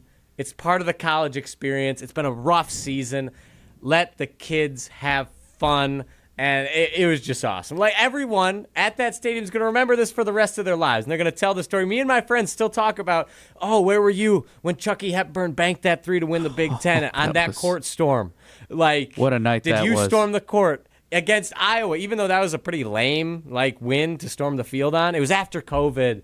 Everyone's like, did you storm the field against Iowa? Like, that was so awesome. Or were you there for the first jump around against Penn State back from COVID? Like, these are the things you talk about and remember for the rest of your life. So I love that they stormed the field. Pablo Iglesias, Riley Jauch, we are wrapping things up, too. If you missed it in the last segment, we probably got to clip it at some point, too. Riley brought out the Mickey Mouse voice, which was hilarious, don't get me wrong, on a Minnesota rant. That, I will say, went pretty lengthy, but it was a great one. PJ Flex sucks. We will look ahead to the Minnesota game in a little bit, talk about what we learned and what we confirmed here on ESPN Wisconsin College Game Day. But, man, just Mark Tauscher, too, yesterday with we did have ESPN unsportsmanlike host Michelle Smallman, who unfortunately, love that we gave her a lot of Madison hospitality, and we're sending her off with a nice win for Madison, but it is from the Badgers, so we appreciate everything that she's done. Thank you for the win. Thank you for being our good luck charm. And also Evan Cohen, yesterday at Bucket Honeys, he mentioned it a little bit too, was that there was a panel and Tausch talked about how this moment, even if this season went completely south after the Washington win, the seniors are always going to remember that. And even the young guys are going to remember that. It's about, it just takes one match to start that fire, man. Mm-hmm. And that's all it takes.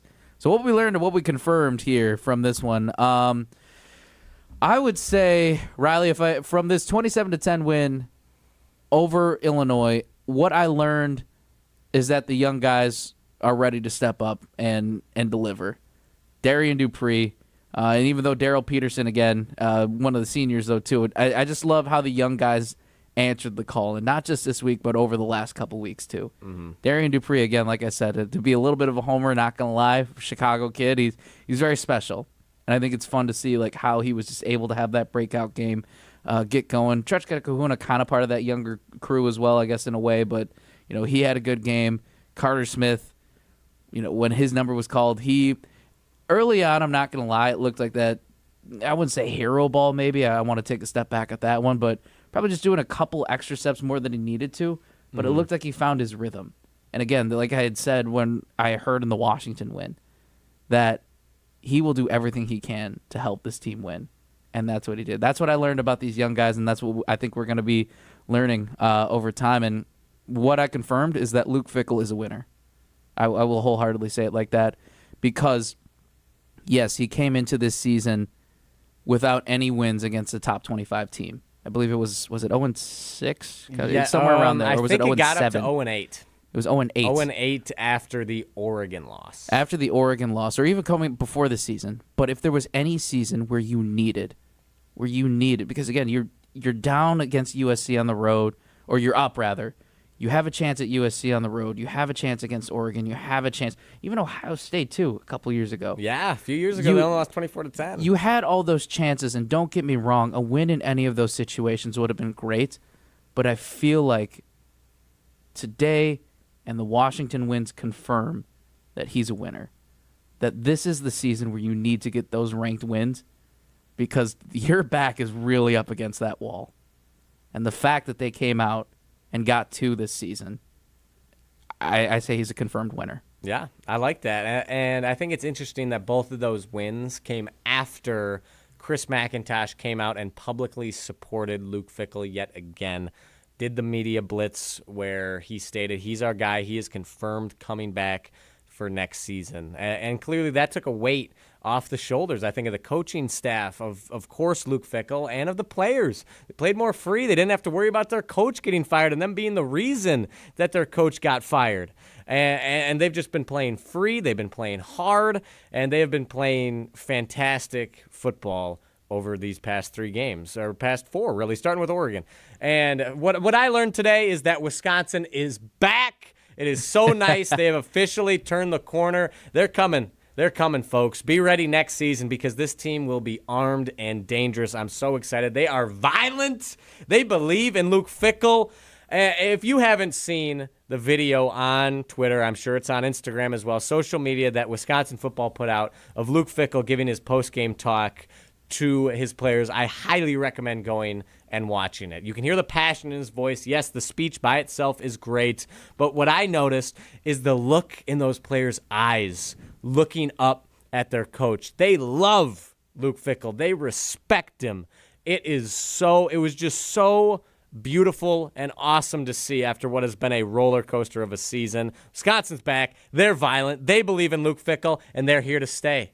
So get ready. Get on the train, folks. It's rolling. It's rolling. And what I confirmed is that this defense is legit, man. They have held their past 4 opponents, all ranked under their season averages.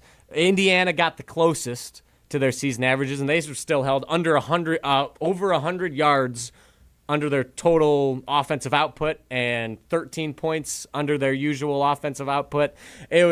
This defense is scary, nightmarish. Posa goes down with an injury. Christian Allegro's like, all right, I'll step back into my role with a broken arm with a club on my hand, and I'll get a big game-sealing sack at the end of it. Like, this defense is ferocious. Deani Hill, we haven't talked about him yet today, led the team in tackles again. He is just hitting everybody from the cornerback position. He's a senior. He was a transfer from Miami.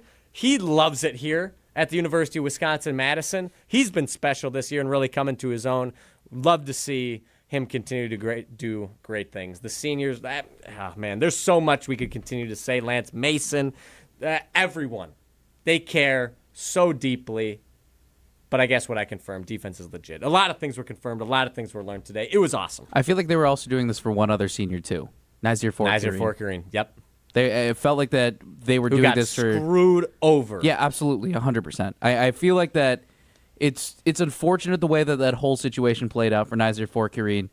You could even tell when Luke Fickle was asked about it earlier in the season that there was a lot of emotion behind it, and I'm sure that decision was not one that they took lightly in terms of deciding to drop the lawsuit and hopefully give Nazir a chance to play. Hopefully he balls out. He's a great guy. I remember coming into this last season that Paul Haynes gave him so much credit. So saying that it doesn't matter what level you play at. Like, he could be a baller at any type of level. And he was ready to take that jump. And he really proved himself last season. And I wish he would have been able to do that this year. It's just terrible. It sucks. There's no other way to put it. It hurts your heart because these guys care so much. And not only was it, you could see the support from fans across the board when he had put out that statement. It's just tough. It's tough to come to that decision. But what really stuck out to me was right off the bat was that his teammates came out there and supported him and showed that like this one's, we're gonna play for you because unfortunately you can't play out here with us. Yeah, but we're gonna do that for you. Yeah, and the most fired up I've seen Luke Fickle at a press conference this year is when he stood up to leave, sat back down, and was like, no, I gotta say something. Yeah. And pounded the table literally for the NCAA to let Nazir play, for the judge to let him play, and just speak out against the complete injustice that was done to Nazir. He was fired up. Clearly, they love this guy. The whole coaching staff does, the entire team. So it sucks that he wasn't able to play on his senior night or any game this season, but man, the rest of the team showed up for him, that's for sure. Pablo Iglesias, Riley Jauch here. This is ESPN Wisconsin College Game Day, brewed by Coors Lights, live from the Everlight Solar studio. We're wrapping things up here after a late night, but thank you so much. Almost 3 hours on air tonight. It was fun. Just with this show. Great show. Thank you so much for everybody that's joined us. Real quick on, here's my thing, Riley, that I want to get into as we wrap things up with Minnesota next week. I feel like there's good momentum. It feels good. My one thing that I will say before I toss it over to you, because I want to know what your thoughts are going into Minnesota, is just I don't think it's not about being complacent, but it's just more of like, don't take your foot off the gas pedal.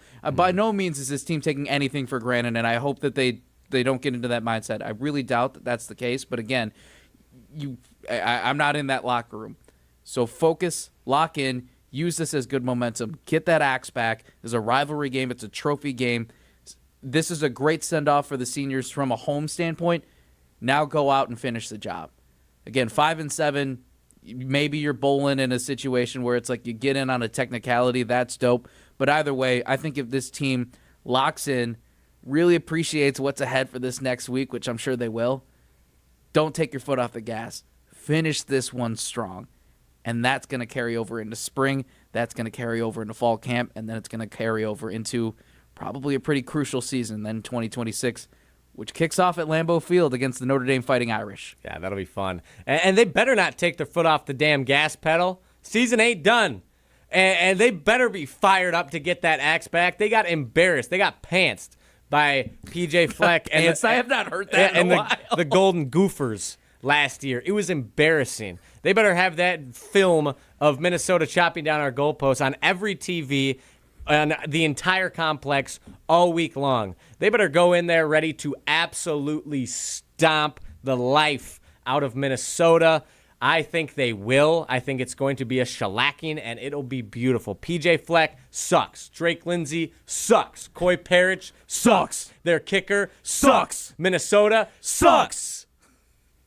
That's how it's going to be. They all suck, and the Badgers are going to dominate. Get this axe back. Let's end the season on a high note and celebrate what looks to be a team and a season dead in the water, resurrected with the best trophy in sports. Riley, there's a lot of flowers we got to give, but there is one we got to give our set of flowers as well to Owen Dimple, who has been cooking back there. He has been cooking left and right in this one, a 3-hour show. Thank you for the patience. Thank you for the fun. And he filled in for me today, producing the pregame show. I sold him a couple times today. Unfortunately, it was my communication was not great, but fantastic work today from Owen Dimple. He has been a man on a mission. Teamwork makes the dream work. Save money and save the planet. Ditch the energy bill and make the switch over to Everlight Solar, your local solar energy company based in Madison. Visit everlightsolar.com to learn more and make the switch today. Everlight Solar, a proud partner of Wisconsin Athletics. We are also in the Everlight Solar studio for Owen Dimple, our producer, for Riley Jauch. 3 hours.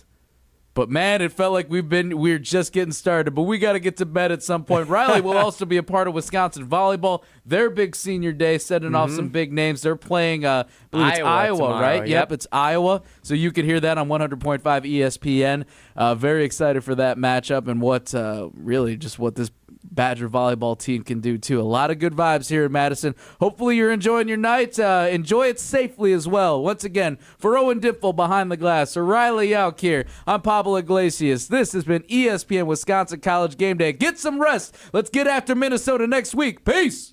Post-game reaction continues next. This is ESPN Wisconsin College Game Day.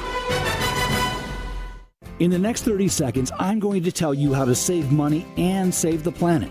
It's simple. Ditch your energy bill and make the switch over to Everlight Solar. While electricity prices keep rising, Everlight Solar will give you the chance to take ownership of your power while also reducing your carbon footprint. As a local company based out of Madison, they'll be there with you every step of the way as you make the switch to solar. To learn more about how you can save money and save the planet, go to everlightsolar.com. To those who've ever dreamt